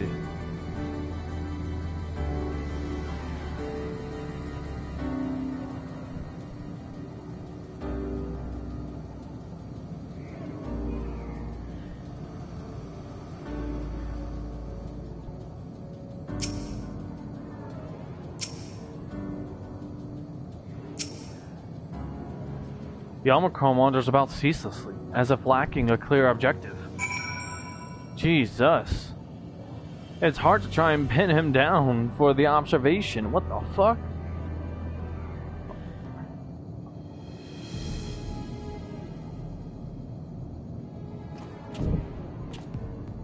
An Omicron wandering aimlessly? Where?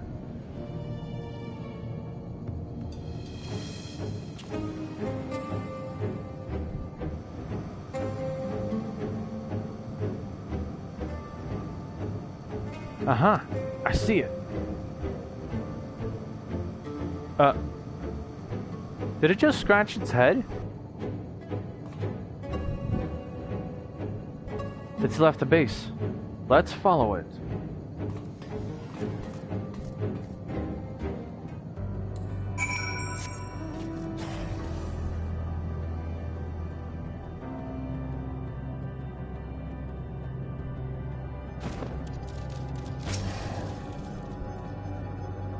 Not here, but definitely came this way.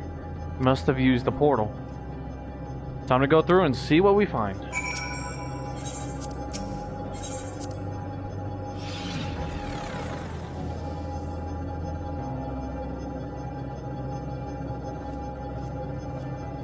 What the fuck are you?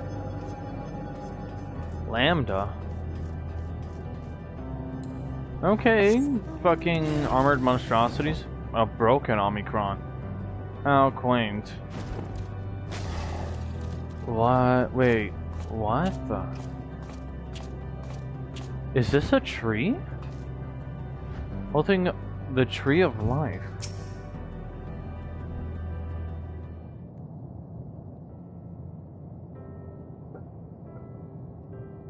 Wow.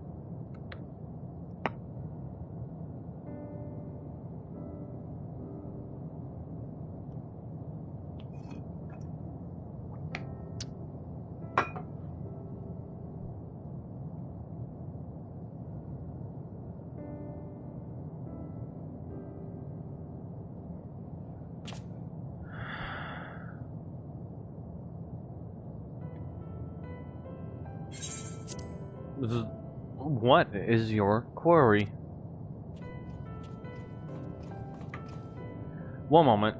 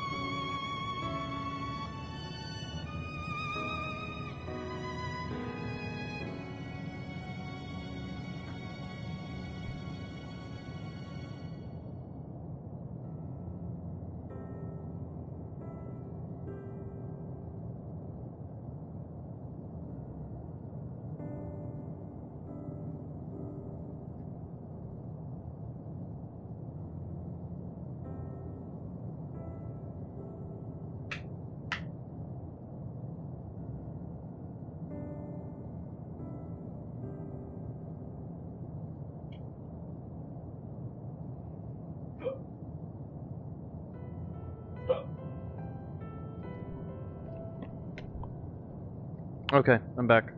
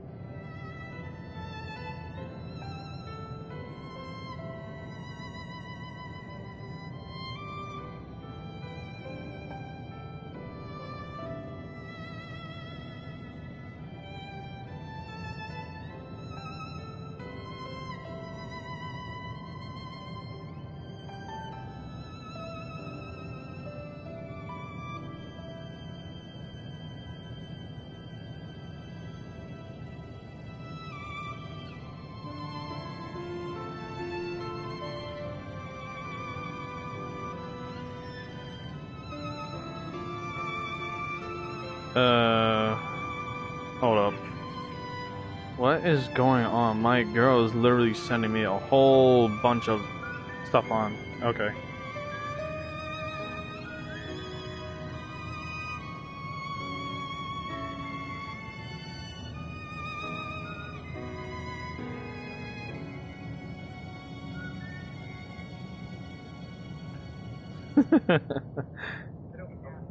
Last thing I ever want.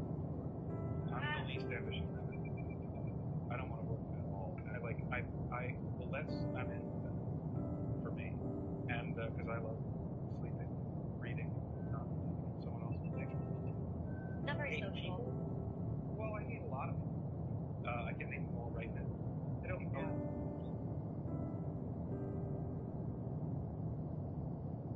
Let me tell you something right now. Let me tell you something right now.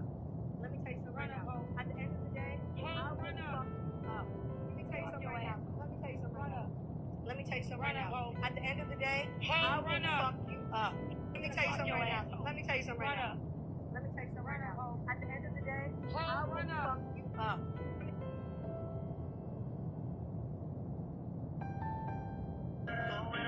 Drink it out, you know what I This for everybody going through tough times. Believe me, been there, done that. But every day above ground is a great day. Remember that.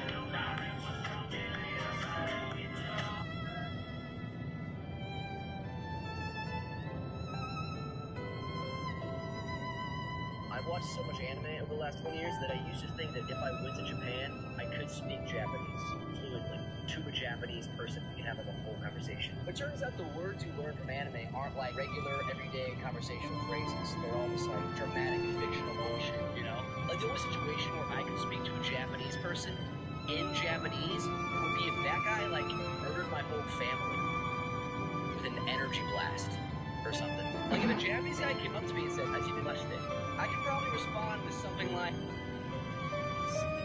"Kimi no chikara wa hontou ni sugoi da. Chikara wa sugoi. Tsuyoi mono wa kimi. Yowai mono wa shinbu wake. Kore wa ore no zenryoku no 80% ni suginai." I watched meals are made without cooking anything. I ain't gonna lie, just looking at your game, I can tell this shit finna be some bullshit. Let's get to it. And I was fucking correct. Nigga, tuna bean cereal. And he say instead of milk, it's bean juice. Gang, you done showered the tuna with bean juice? What the fuck is your problem? You got a little bit of British in you, don't you? Ah! Bean meal with tuna. You eating that in the office? What office you eating this bullshit in, folks? You know what? I don't really think this crazy. Wait, is there beans in there? It fucking is. Never mind. Why the fuck is beans in everything?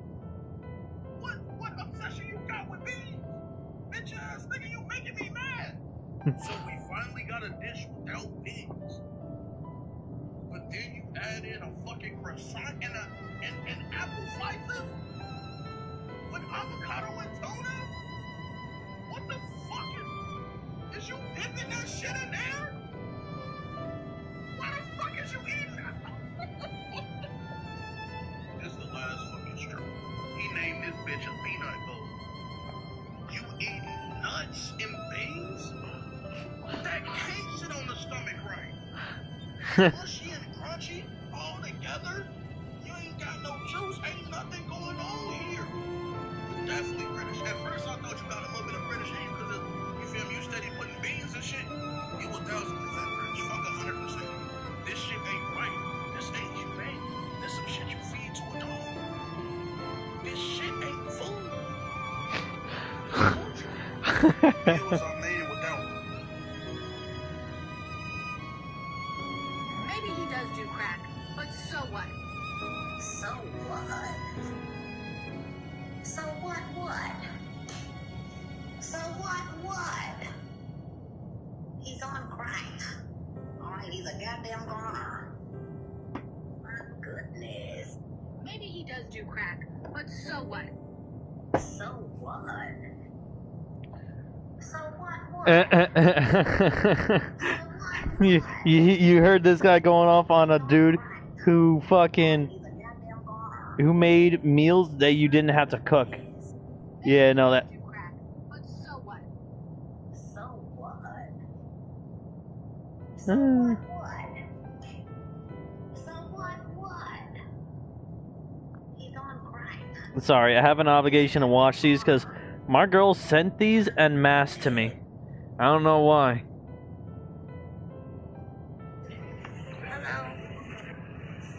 And they telling their lifestyle. How am I doing? I mean, well, when you live in a one-bedroom apartment with 12 kids, like, not really much you can do, right? I mean, when you have to clock in 12 hours a day and only get $7 an hour, I mean, it's, and your manager's an asshole, it's like, you know. What? That's crazy. Nah, man, it's all good, man, you know, it's life, right? It's what happens, you know, and now we got Donald Trump out here just doing whatever he wants in this fucking country, you know, it's fucking crazy. Like, you fuck with Donald Trump? Yeah, man, it's crazy. And then it's like, my car just broke down, you know what I mean? And my grandma just lost both of her legs, man, it's fucking wicked. You know, this system might get out of it. I don't have any money. No money whatsoever. And it's like, one day I just hope a blessing can come, you know? You have a good one. Take care, man. Alright, you too. Yeah. What the fuck? Alright, what you get? I just want a breakfast sandwich. Alright, so just let them know you want to bake to get you on the room. What? A big nigga on a roll. You know what that is? Yeah. Can I get a big nigga on a roll? You want a what? I don't know. He told me to say that. Can you get a big nigga on a roll? Oh, a big nigga on a roll. Yes. Okay, I got you. Okay, thank you. What are y'all even saying? Bacon, egg, and cheese on a roll. That's what I said. No, you didn't. All right, what you getting? Yeah, that is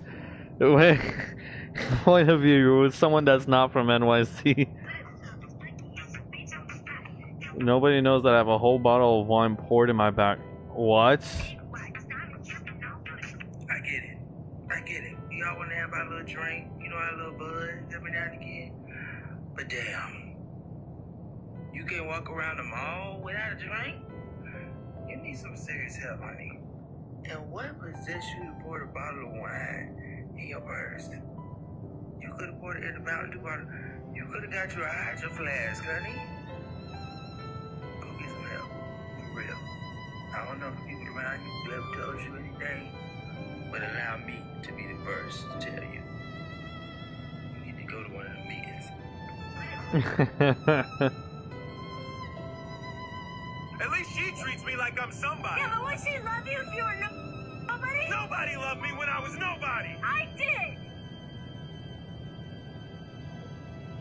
Alright, that is. Before the money, and before the fame, before the lie.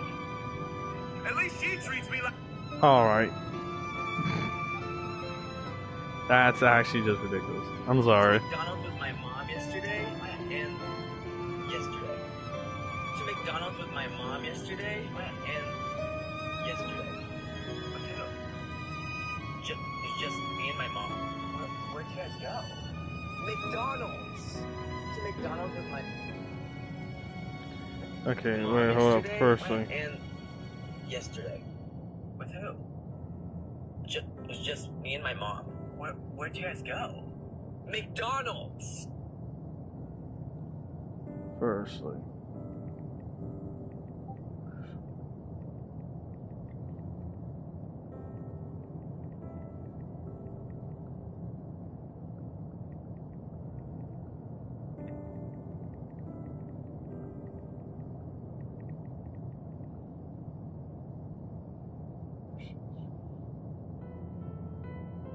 Look, I'm not arguing with no nigga with a teacher used to be like, take your time.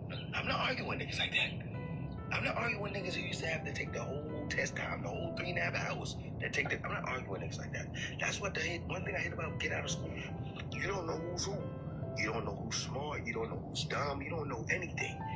You just having a full-blown argument with a nigga who used to have 6 students in his class and 3 teachers. You getting a full because you don't know. You don't know. In school, you know. Nah, he's dumb, he's smart. He alright, you know what I'm saying? He a clown, he doing his stuff, playing around. He an athlete. You don't know who's who. It's just we just in a melting pot. I'm not arguing with a nigga like that. He used to have to sit next to the teacher the whole class. Oh, nigga, I'm not doing that. Now, something a lot of people want to know. What if someone's getting angry about your driving? Oh, I've seen this.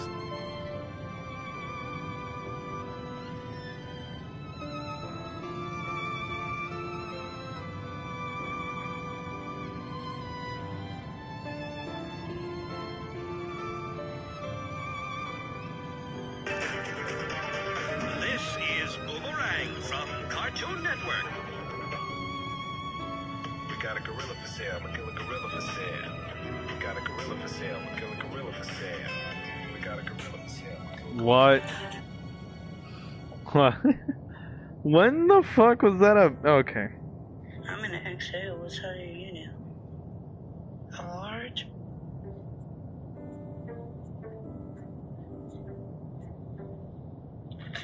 Well, I can wear a large. I just like mine. I like sizing up for some reason.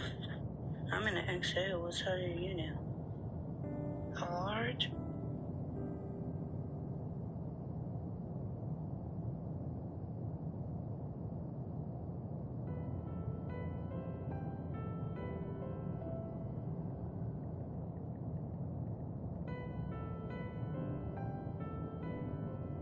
Why do your coworkers get mad whenever you choose to, like, just be quiet and work and not talk to anybody? Like, respectfully, bro, I'm just there to get my paycheck and get up out of there. I don't care about who was fired last week.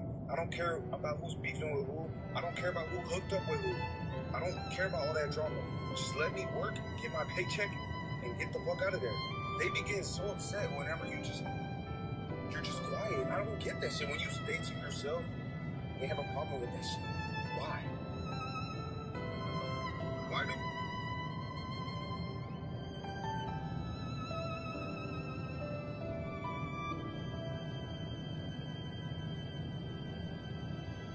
Alright. Sorry, I finished looking at it. Aha! You found it!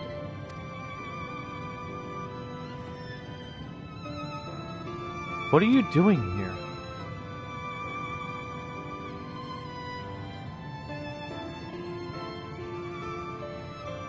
What are you doing here?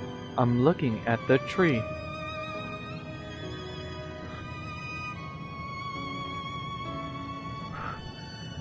Quite an unusual specimen. What is the device attached to it? The tree is a sample collected from another star.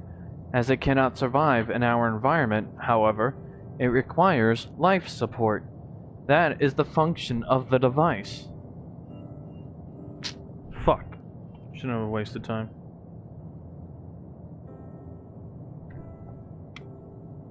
Hey.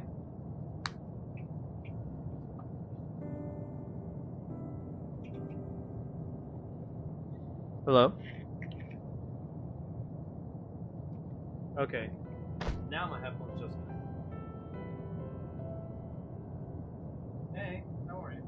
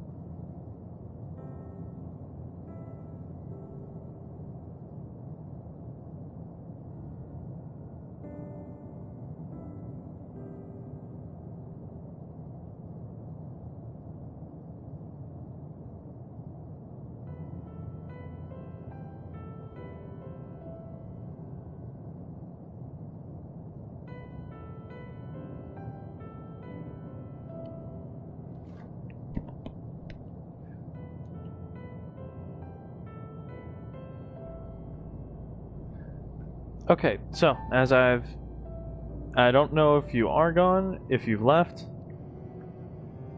I just got back.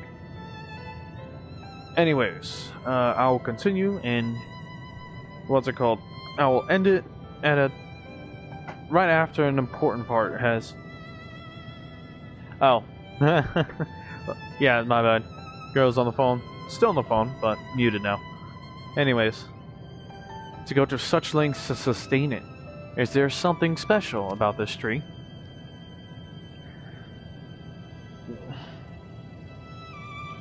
Yeah, I know. Sorry. Anyways, being foreign matter, protocol requires that we study it. As this task has been completed, the specimen may be discarded. However, when I behold the tree, I am made to feel as though there is a problem. In order to become strong, we have continued to enhance ourselves, like we did countless others.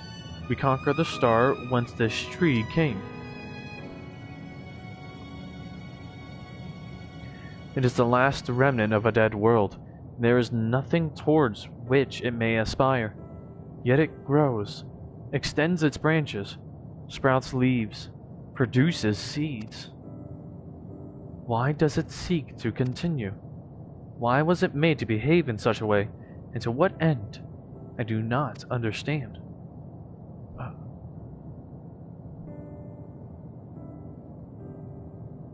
I see. Out of curiosity, does this pertain to your duty? No, it does not. My apologies. I shall return to my designated post and assume a state of combat readiness.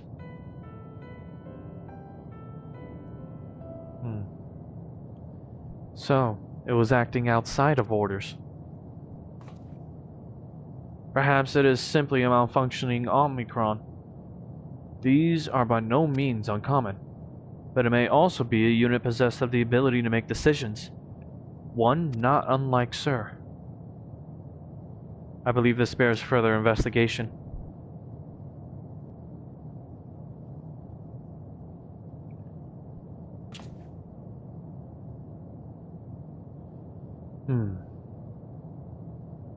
To endeavor to live, even if we must depend on forces beyond our control.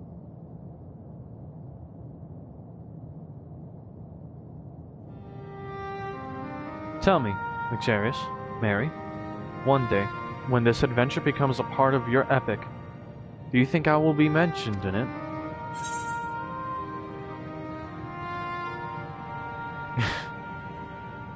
Of course.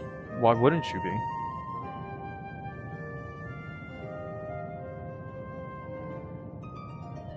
You truly think so? That would be a... Nay, I shouldn't say such things until the moment comes to pass. Never mind the embarrassment. Well, we had best get on with our task. Tracking down Sir and understanding the nature of the emotion which bars our way.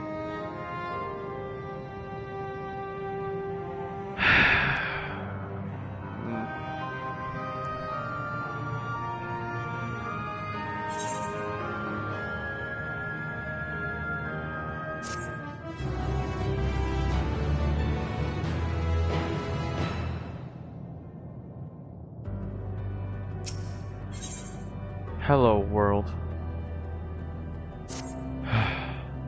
We should return to the outpost for now. The others will wish to hear about the errant Omicron.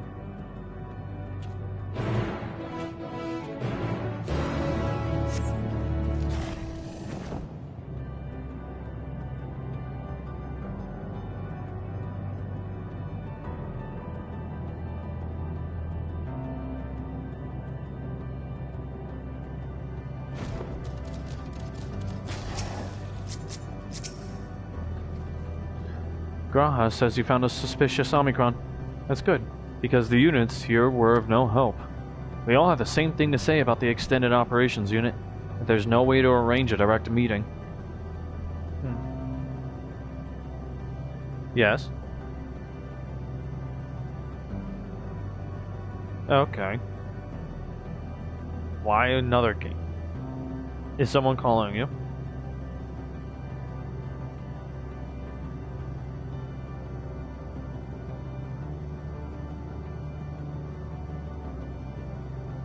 Because what? What happened?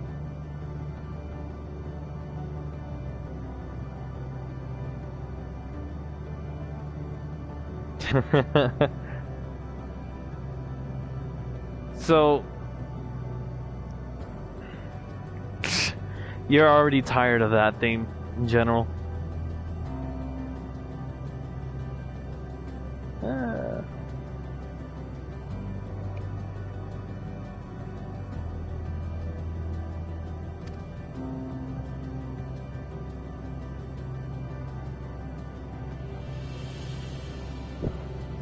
You're just tired of having to play with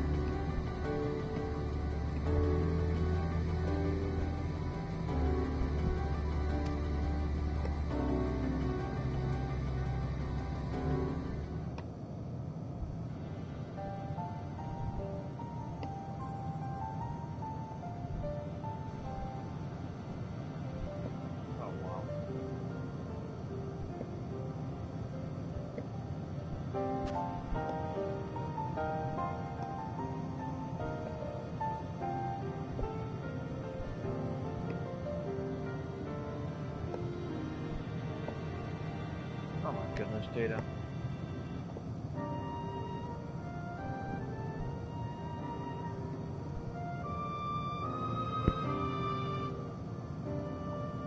I mean, well, okay, he was blueberry white tea and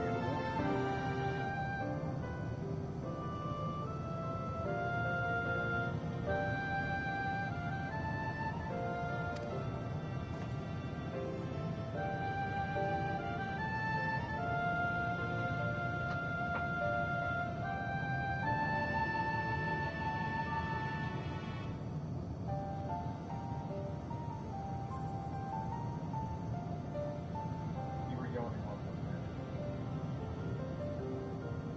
Oh my goodness, Jada.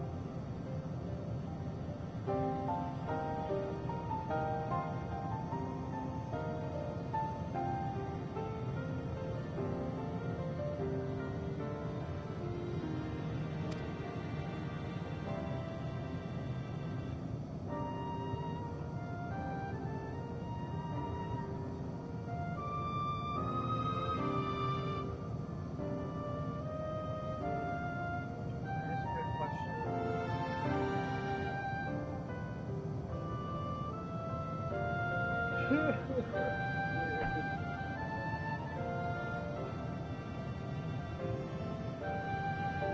Yeah. I'm getting it. Not yet. Not yet. Not yet. I will. Only after you.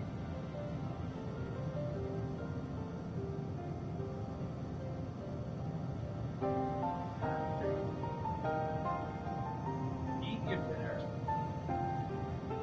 Go eat your darn dinner, yeah.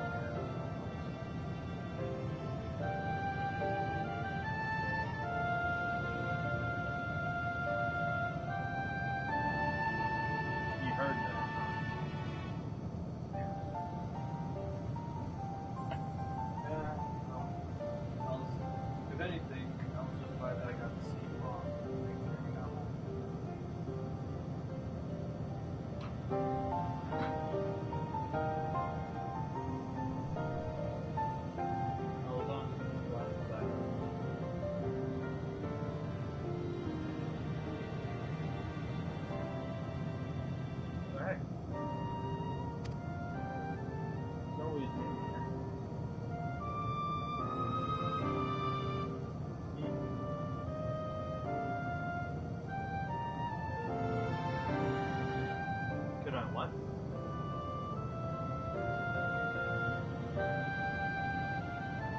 Do I like to?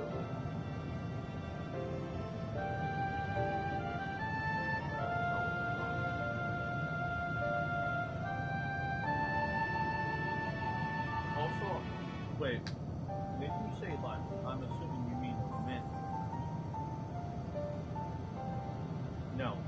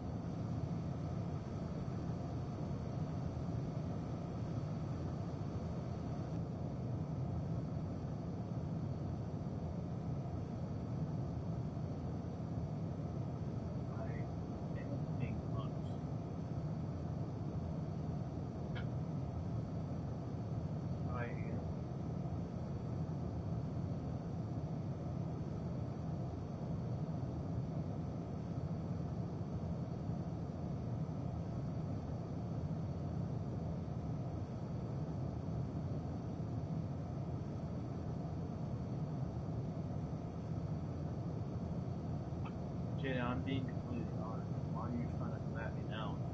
You're trying to tell me I'm lying.